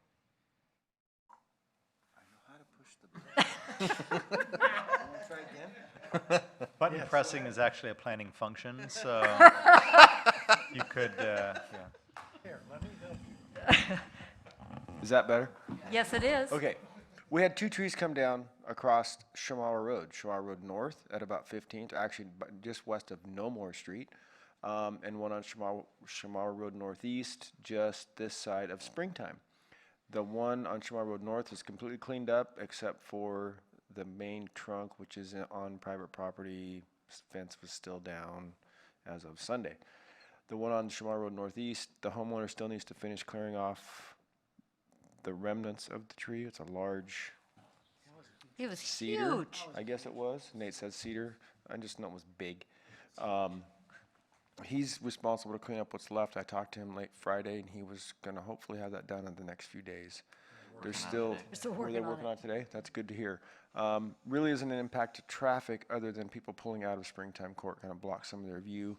The man that actually owns the house that the tree was at, that's a rental, lives on Springtime, so he's very aware of the vision hazard, so it's getting cleaned up. Other trees that came down on private property, I really haven't had a lot of information on where those were. I saw the picture in the Keizer Times. I think that was up at Lock Haven Hills. I heard a tree came down up there and blocked somebody in a unit for a while because power lines were down. But other than that, I really didn't hear a lot of reports of a lot of trees citywide coming down. So we were very fortunate with the duration and strength of the winds that we only had a couple trees come down to block the roads. They were down, or the roads were blocked for the better part of the day, waiting for PG to come out and untangle the power lines so we could get the trees cut up. So. All right. Thank you. I appreciate that. You know, Bill McNary had some amazing trees come down. McNary Yeah, Estates? McNary golf course. Really? Yeah, I golfed, and the trees didn't just come down. They, like, the whole root that, I mean, I've never seen anything like it. It wasn't just, it just snapped, you know, it was like a tornado came through and lifted it out of the ground. It was really amazing. The 2 that came down on the Shamala roads were both uprooted. Both Is that those, right? Yeah. Yeah. And I mean, combination of, you know, the time of year, springtime, you know, the trees are starting to get, pulling moisture back up into the trunk so they get heavier. And plus, the ground's really, really wet. We had a lot of rain this winter. You know, Right. we're 19 inches over average for the weather year, which starts October 1st in rainfall. Average is like 32, 33 inches right now, and we're 50. So We have a lot of it- trees in it's wet. Keizer, and people, I don't think people realize how many trees we have. So So, yeah, it's good everybody was safe. Wow. Thank you. Nate? Thanks for pushing that button. It's actually a public works function. I have nothing more to add. I have nothing either tonight, thank you. Thank you very much. I don't have any written communications tonight. Agenda input. We have city that's tonight. April 24th, we have a city council work session at 5:45. The Mid-Willamette Homeless Initiative Task Force presentation will be giving a brief overview of the work that the task force recently completed. And May 1st, we will be in regular session at 7 p.m. And on May 8th, we will have a special session at 6 o'clock, a public forum on the City of Keizer Parks fee. So make sure you come down for that. That week will also be very busy. We will begin the work on the budget. So stay tuned. We're going to be spending a lot of time together, folks, and we invite everybody to either come down here or watch online or on television, Channel 23, to make sure that everybody stays engaged in this process. Anything else for the good of the order? All right, seeing none, it is 10:05, and we are adjourned.